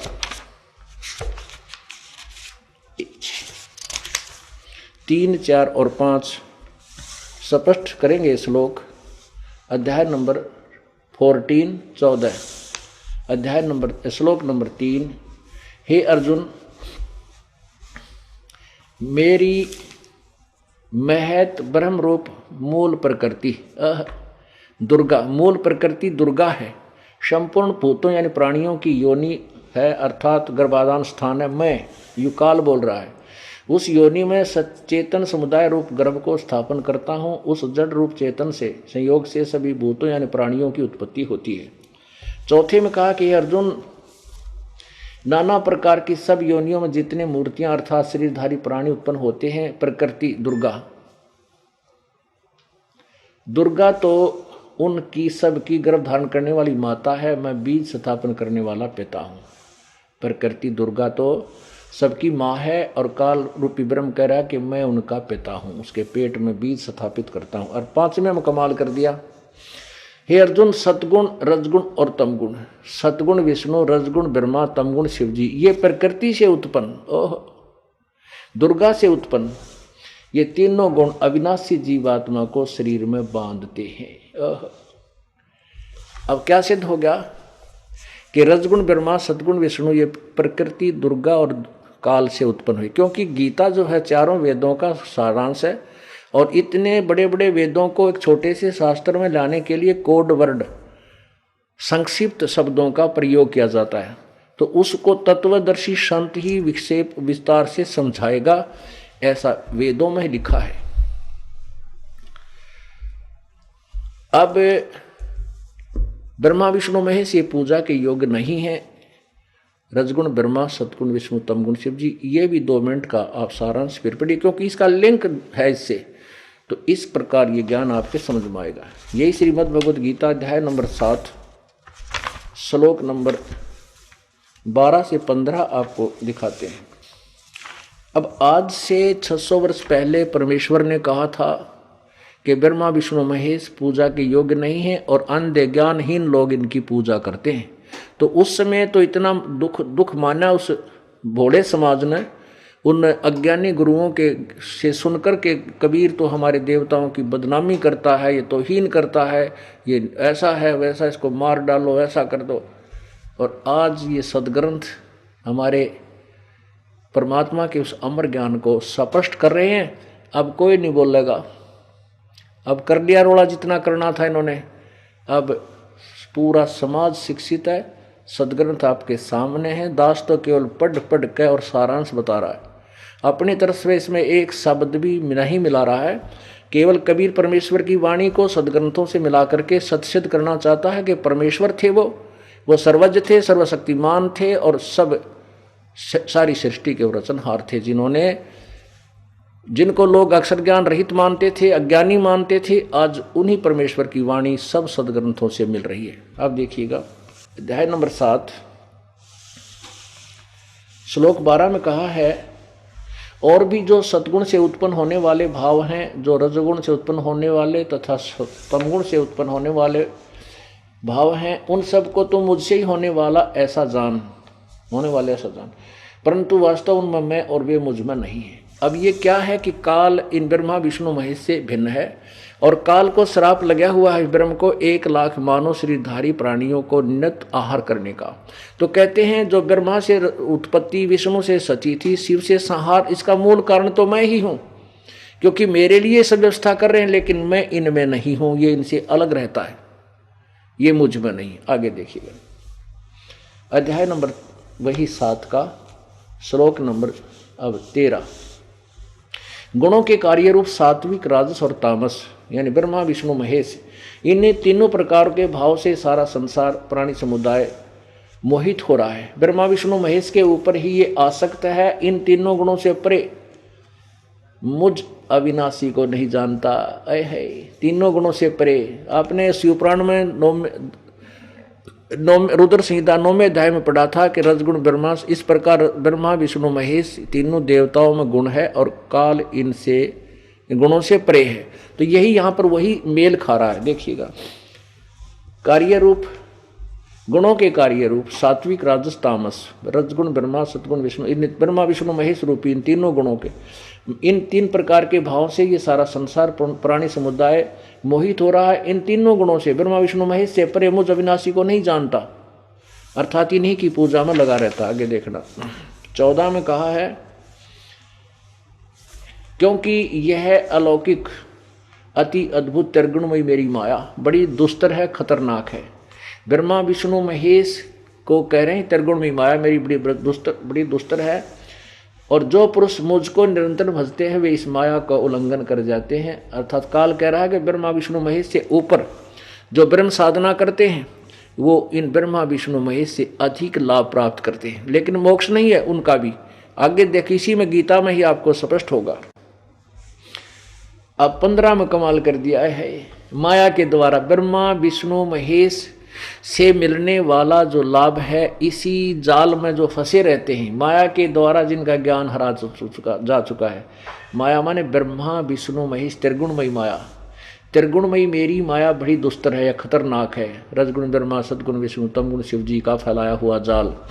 तो कहते उस माया के द्वारा जिनका ज्ञान हरा जा चुका है, वो असुर स्वभाव को धारण किए हुए मनुष्यों में नीच दूषित कर्म करने वाले मूर्ख मूढ़ लोग मुझको नहीं बजते। ब्रह्मा विष्णु में रजगुण ब्रह्मा है, सतगुण विष्णु है, तमगुण शिव जी। स्पष्ट हुआ। गीता जी 7वें अध्याय के 12 से 15 श्लोक में स्पष्ट कर दिया कि ब्रह्मा विष्णु महेश की ही पूजा में जो दृढ़ हो चुके हैं, इनसे आगे किसी ज्ञान को सुनने को तैयार नहीं है। उन कहते हैं उन राक्षस स्वभाव को धारण किए मनुष्यों में नीच दुष्ट कर्म करने वाले मूर्ख, यो गीता ज्ञानदाता कहता है मेरी भक्ति भी ना करते, और अपनी को भी श्रेष्ठ कहता है। ये कहते हैं इसलिए मेरी भी श्रेष्ठ नहीं है, लेकिन ब्रह्मा विष्णु महेश से अच्छी है। लेकिन पूर्ण परमात्मा की भक्ति 18वें अध्याय के 62वें श्लोक में कहा है कि अर्जुन तू सर्वभाव से उस परमात्मा की शरण में जा, जिसकी कृपा से तू परम शांति और शाश्वत स्थान यानी सतलोक को प्राप्त होगा। और परमात्मा क्या कहते हैं, अब हमने अपने जो परमात्मा की वाणी है उसको जनसाधारण में सिद्ध करना है कि वो सत्य है, सत्य है, सत्य है, जिसके साथ सब सदग्रंथ एक ही मत है। अब देखना, तीनों देव और अवतारा, ताको भजे सकल संसारा। तीनों गुण का ये विस्तारा, धर्मदास मैं कहूँ पुकारा। ये तीनों देव गुणों का, रजगुण ब्रह्मा, सतगुण विष्णु, तमगुण शिव जी का ये सारा पसारा है, ये मैं आवाज देकर कह रहा हूँ। गुण तीनों की भक्ति में ये भूल पड़ो संसारे, कहे कबीर निज नाम बिना कैसे उतरे पार। ओए होए, परमेश्वर भी वही ज्ञान दे रहा है जो हमारे पवित्र सदग्रंथ गीता जी बता रही है। गुण तीनों की भक्ति में, रजगुण ब्रह्मा, सतगुण विष्णु, तमगुण शिव जी। यानी गीता जी, पुराण, देवी पुराण, शिव पुराण आदि का निष्कर्ष इन 10 पंक्तियों में प्रभु ने दे रखा है। इसको समझाने के लिए, 10 पंक्तियों को स्पष्ट करने के लिए कितने सदग्रंथों को आपके सामने पेश किया जा रहा है। जब जाके ये अज्ञान रूप अंधेरा आप जी का हटेगा और परमात्मा के ऊपर आपका मन फिर दृढ़ता से रुकेगा, डटेगा। दास ये बताना चाह रहा है कि न तो पवित्र हिंदू समाज अपने सदग्रंथों से परिचित है और न ही कबीर पंथी अपने कबीर सागर और कबीर साहिब की वाणी से परिचित है, न ही कुरान शरीफ मुसलमान भाई कुरान शरीफ के यथार्थ ज्ञान से परिचित हैं, और न ही ईसाई भाई पवित्र बाइबल जी के ज्ञान से परिचित हैं। उनको भी ये दास परिचित करा रहा है, जैसे आपको पवित्र हिंदू धर्म के सदग्रंथों को आपके समक्ष पेश किया गया। जैसे गीता जी में कहा है कि गीता जी अध्याय नंबर 14 के श्लोक नंबर 5 में कहा है कि प्रकृति से उत्पन्न ये तीनों गुण इस अविनाशी जीवात्मा को फंसा कर रखते हैं, ये बांध रहे हैं। परमात्मा कहते हैं यहाँ भी काल झूठ बोल रहा है। यहाँ तो काल ने ब्रह्मा विष्णु महेश के ऊपर डाल दी सारी बीमारी कि यही उलझा रहे हैं तुम्हारे को। नहीं, कबीर साहब कहते हैं नहीं, कि क्या कहते हैं, ब्रह्मा विष्णु महेश्वर माया और धर्मराया कहिए, इन पांचों मिल पर पंच बनाया वाणी हमारी लइए। प्रभु कहते हैं कि ये झूठ बोल रहा है। ब्रह्मा विष्णु महेश, माया दुर्गा और धर्मराया ये काल, इन पांचवां ने मिलकर तुम्हें फंसा रखा है। वाणी हमारी लइए, अर्थात हम जो कह रहे हैं इसके ऊपर विशेष ध्यान दो, बहुत ध्यान से सुनो हमारी इस वाणी को। माया और धर्मराया कहिए, ब्रह्मा विष्णु महेश्वर माया और धर्मराया कहिए, इन पांचों मिल पर पंच बनाया वाणी हमारी लइए। इन पांचों मिल जीव अटकाए, युगन युगन हम आन छुटाए। इन पांचवां मिलकर तुम्हें फंसा रखा है, अटका रखा है, और युग युग में हम, कबीर जी कहते हम आए और इन जीवों का छुटकारा करवाया। इन पांचों मिल जीव अटकाए, युगन युगन हम आन छुटाए। बंदी छोड़ हमारा नामम, अजर अमर है अस्थिर ठामम। पीर पैगंबर कुतुब ओलिया, सुर नर मुनिजन ज्ञानी, एत्या को तो राना पाया जम के बंदे प्राणी। परमेश्वर कहते हैं कबीर जी के पीर पैगंबर और ये कुतुब ओलिया, ओहो पैगंबर, ये नबी आदि जिनको कहते हैं, रसूल कहते हैं, और सुरनर मुनिजन, सुरनर मुनिजन ज्ञानी, इन देवताओं ने ब्रह्मा विष्णु महेश तक भी ये मार्ग प्राप्त नहीं हुआ, ये काल के ही बंधे रहे अपने आत्माओं। क्योंकि एक एक स्टेप इतना कड़वा है परमात्मा की वाणी का, जैसे कुनीन होया करे। इस कुनीन में थोड़ी सी खांड डाल दी जाए तो बच्चा आसानी से खा लेगा, इसलिए थोड़ी सी खांड डालनी पड़ेगी। आपको देवी पुराण दिखाता हूं कि अब जब विष्णु जी को कहेगा ज्ञान नहीं, अब विष्णु जी ही अज्ञानी हैं तो उनके उपासक कितने ज्ञान रखते होंगे। 2 सेकंड का आपको ये ज्ञान दिया जाता है। देवी पुराण फिर दिखाता हूं, ये वही श्रीमद् देवी भागवत, और इसके अब विष्णु जी को कितना ज्ञान है ये आपको दिखाते हैं। ये है प्रश्न नंबर 28, प्रथम स्कंद। ये प्रथम स्कंद प्रश्न नंबर 28 पे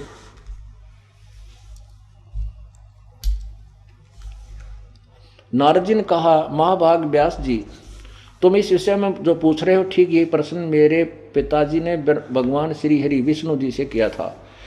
देवादिदेव भगवान जगत के स्वामी हैं। लक्ष्मी जी उनकी सेवा में उपस्थित रहती हैं। दिव्य कौस्तुभ मणि उनकी शोभा बढ़ाती है।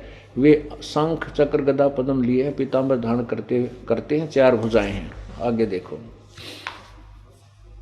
ऐसे जगत गुरु आश्रयदाता, जगत गुरु एवं देवताओं के भी देवता हैं ब्रह्मा विष्णु महेश ना विष्णु जी। ऐसे जगत प्रभु भगवान श्री हरि महान तप कर रहे थे। अब नारद जी बता रहा है, व्यास जी मैं बताता हूं आपको, एक समय मेरे पिताजी ने देखा कि श्री विष्णु जी तप कर रहे थे, घोर तप कर रहे थे। उनकी समाधि लगी थी। जब उनकी समाधि खुली तो ब्रह्मा जी ने पूछा, क्या पूछा है देखिए, ऐसे जगत प्रभु महान भगवान श्री हरि महान तप कर रहे थे, उनकी समाधि लगी थी। यह देखकर मेरे पिता ब्रह्मा जी को बड़ा आश्चर्य हुआ। अतः उन्होंने उनसे जानने की इच्छा प्रकट की। ब्रह्मा जी ने पूछा, प्रभु आप देवताओं के अध्यक्ष, जगत के स्वामी और भूत भविष्य एवं वर्तमान सभी जीवों के एकमात्र शासक हैं। भगवान फिर आप क्यों तपस्या कर रहे हैं और किस देव की आराधना में ध्यान मगन है? मुझे असीम आश्चर्य तो यह हो रहा है कि आप देवेश्वर हैं एवं सारे संसार के शासक होते हुए भी समाधि लगाए बैठे हैं।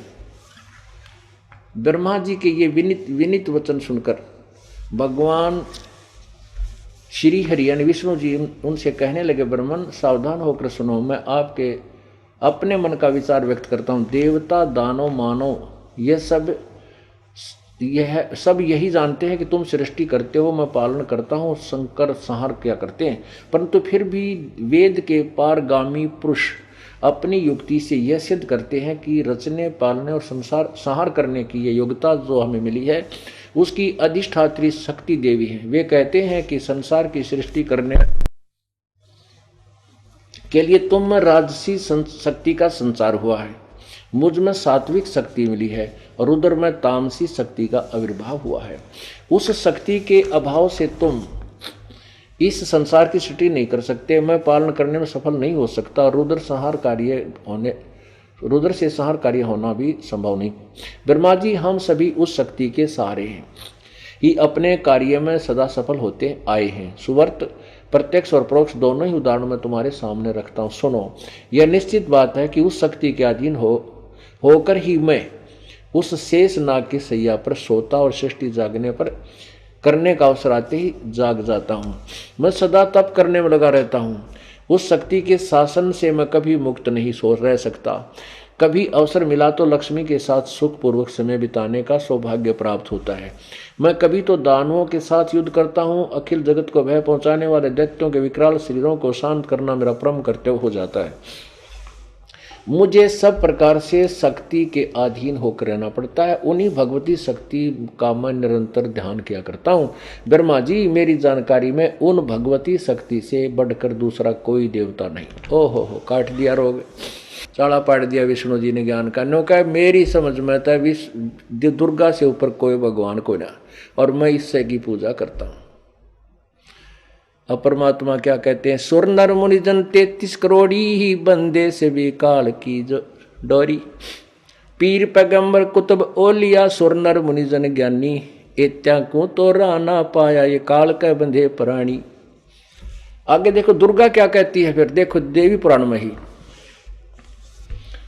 अब 562 पृष्ठ पे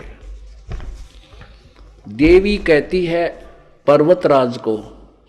आप देखो श्री ये है 7वां स्कंद 562 पृष्ठ पे और अध्याय नंबर 36। श्री देवी जी कहने लगी, पर्वतराज इस प्रकार योग युक्त होकर मुझ परब्रह्म रूपा देवी का ध्यान करे। यह ध्यान आसन पर भली भांति बैठकर अहेतुकी भक्ति के साथ करना चाहिए। उस ब्रह्म का क्या स्वरूप है, देख दुर्गा यहाँ तक है मेरी भक्ति करनी चाहिए, आगे के उस ब्रह्म का क्या स्वरूप है यह बतलाया जाता, जो प्रकाश स्वरूप सबके अत्यंत समीप में स्थित हृदय रूप गुहा में स्थित होने के कारण गुहाचर नाम से प्रसिद्ध है और महान पद अर्थात परम प्राप्य है। वह समस्त प्रकार प्रजा के ज्ञान से परे है, अर्थात किसी की बुद्धि में आने वाला नहीं है, यह तुम जानो।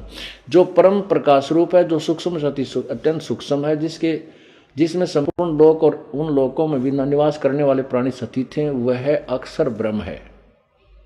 वही सबके प्राण हैं, वही सबकी वाणी है और वही सबके मन है। यह परम सत्य है और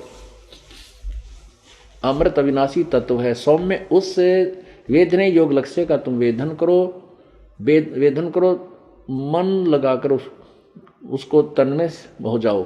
सौम्य उपनिषद में कथित महान अस्त्र रूप धनुष लेकर उस पर उपासना द्वारा तीक्ष्ण किया हुआ बाण संधान करो और फिर भावनागुत चित्त से द्वारा उस बाण को खींचकर उस अक्षर रूप ब्रह्म को ही लक्ष्य बनाकर वेधन करो।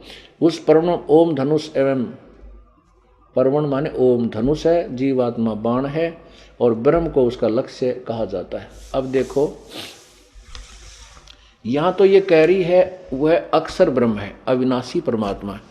अब दुर्गा भी विचलित कर रही है, लेकिन अपने से किसी और परमात्मा के भजन के लिए ही संकेत कर रही है, निर्देश कर रही है। और विष्णु जी कह रहा है कि मैं तो विष्णु दुर्गा से ऊपर को देवता है ना मानता, यह पूजने योग्य है। दुर्गा कहती है कि उसकी पूजा करो। आगे देखो यही प्रश्न वही चल रहा, 7वां स्कंद ही है, पृष्ठ 563-62 आपने पढ़ लिया। 563 उस एकमात्र परमात्मा को ही जाने, दूसरी यह बात सब बातें छोड़ दे। यही अमृत रूप परमात्मा के पास पहुंचाने वाला पुल है, संसार समुद्र से पार होकर आदि। वह यह सबका आत्मा ब्रह्मलोक में दिव्य आकाश में स्थित है। धीर यानी बुद्धिमान पुरुष, तत्वदर्शी संत विज्ञान के द्वारा जो आनंद रूप अमृत अविनाशी ब्रह्म सर्वत्र प्रकाशित है, उसको भलीभांति देख लेते हैं। उस कार्य कारण रूप पुरुषोत्तम को देख लेने पर इस जीव के हृदय की गांठ अविद्या छूट जाती है, सारे संशय नष्ट हो जाते हैं और सब शुभ अशुभ कर्म क्षीण हो जाते हैं। वह निर्मल और निष्कल ब्रह्म प्रकाश में प्रकोश देव परम धाम में विराजित है। अब क्या कहता है? दुर्गा कह रही है कि उस भगवान की पूजा करो, वो ब्रह्मलोक में रहता है। अब देखो दुर्गा ने भी, क्योंकि काल ने दुर्गा को डरा दिया था कि तूने यदि पूरा भेद दे दिया तो तेरी खैर नहीं है, ये फंस गई इसके। अब जैसे ये नाच नचा रहा है ऐसे ये नाच रही है। अब ये कहती है कि वो पूर्ण परमात्मा, संकेत पूर्ण परमात्मा की तरफ है, आखिर में कहती है ब्रह्मलोक में रहता है। और गीता जी कहती है ब्रह्मलोक भी नाशवान है, क्योंकि गीता वेदों का सारांश है। अब देखिए 8वें अध्याय का 16वां श्लोक गीता जी।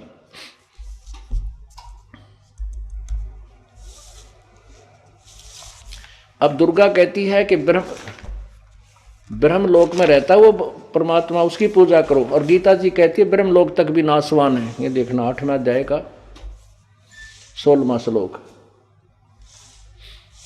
हे अर्जुन, ब्रह्मलोक पर्यंत सब लोग पुनरावृत्ति में है। ब्रह्मलोक पर्यंत, ब्रह्मलोक में भी तक भी जो वहां तक की साधना करते उनका भी जन्म मरण होता है। पुनरावृत्ति माने मरते और जन्मते हैं, वहां जाते हैं, अपना पुण्य क्षीण होने पर फिर वापस आते हैं। और विष्णु तो बहुत ही निम्न सत्र के ज्ञान से युक्त है कि दुर्गा ही सर्वशक्तिमान है। दुर्गा कहती है वो और परमात्मा है और वो ब्रह्मलोक में रहता है। वेद कहते हैं वो ब्रह्मलोक वाला भी नाशवान है, वो अविनाशी नहीं है।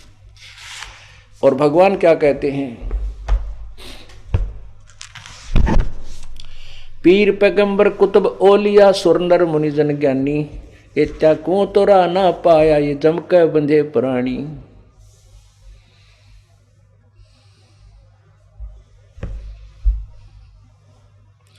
मुल्ला माया मग में बैठी हंसा चुन चुन खाई, ये ज्योत स्वरूपी कहे निरंजन में ही करता भाई। एक न करता दो ना करता नो ठहराए भाई, ये 10वां भी धुंधर में मिल जा सत कबीर दुहाई। कहते हैं ये मुल्ला माया दुर्गा और ये काल रास्ते में अटका लेते हैं, जीव को जाते हैं। और ज्योत स्वरूपी निरंजन कहता है मैं ही भगवान हूँ।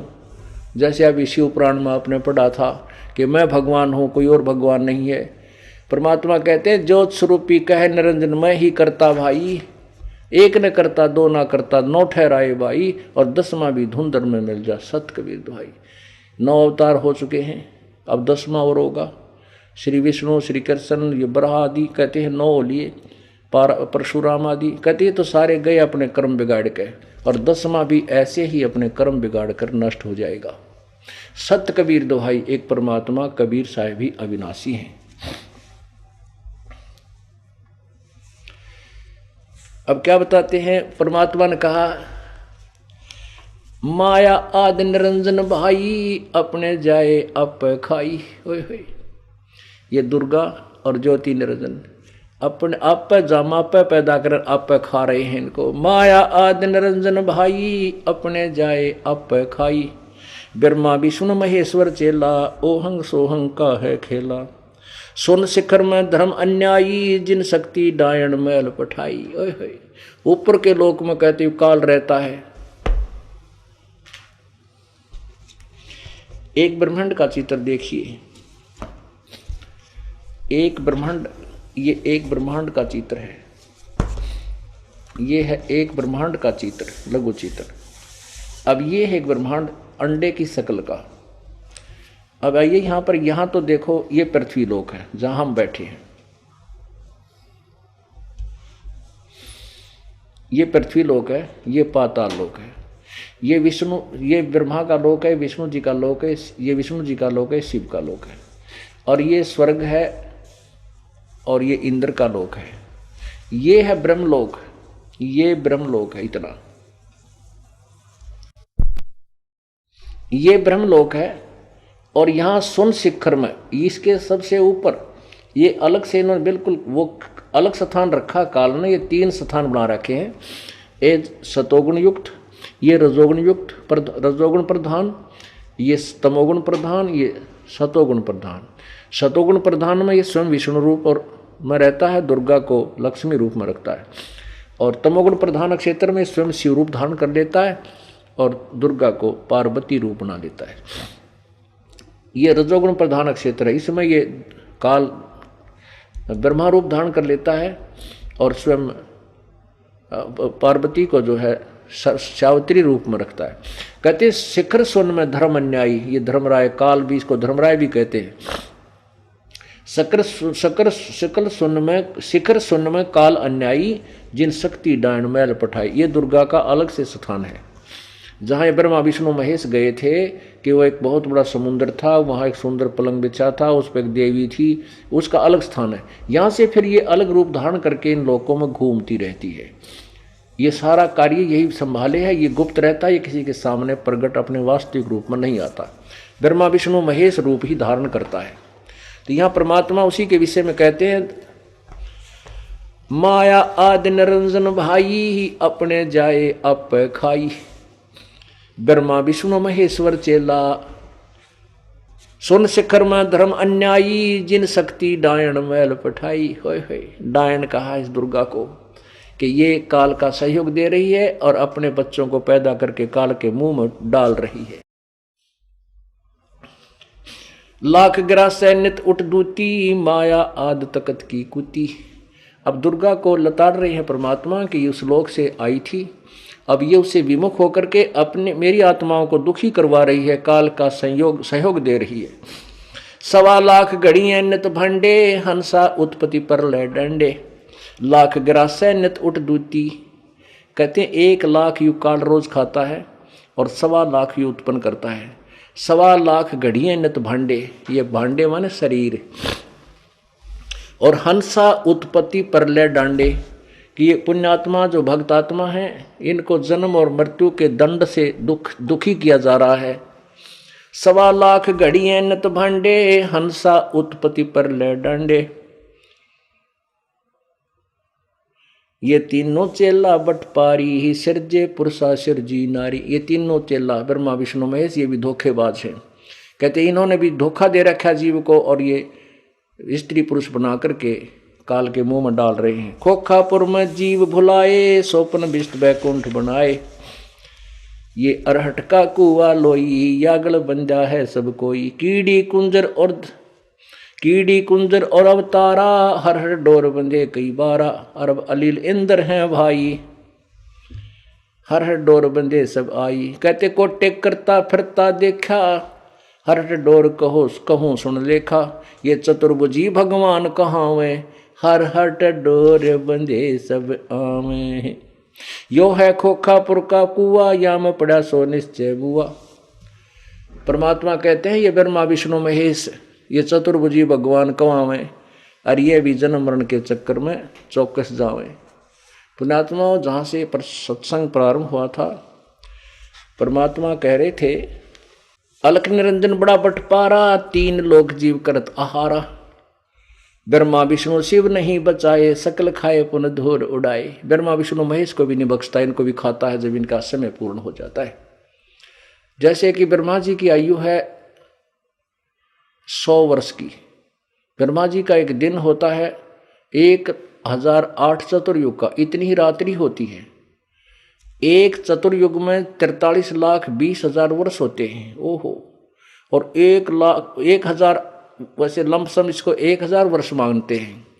1,000 वर्ष का दिन 1,000 चतुर्युग का दिन, 1,000 चतुर्युग की ही रात ब्रह्मा जी की। 30 दिन रात का महीना और 12 महीने का वर्ष, 100 वर्ष की आयु ब्रह्मा की। 7 ब्रह्मा मृत्यु के बाद एक विष्णु मरेगा, 7 विष्णु की मृत्यु के बाद एक शिव की मृत्यु होगी। फिर ये प्राणी तो 84 लाख योनियों में चले जाएंगे। ये काल क्या करेगा, अन्य पुण्यात्माओं को अपने घर जन्म देगा दुर्गा के संयोग तय, और फिर उनको यहाँ का प्रधान बना देगा।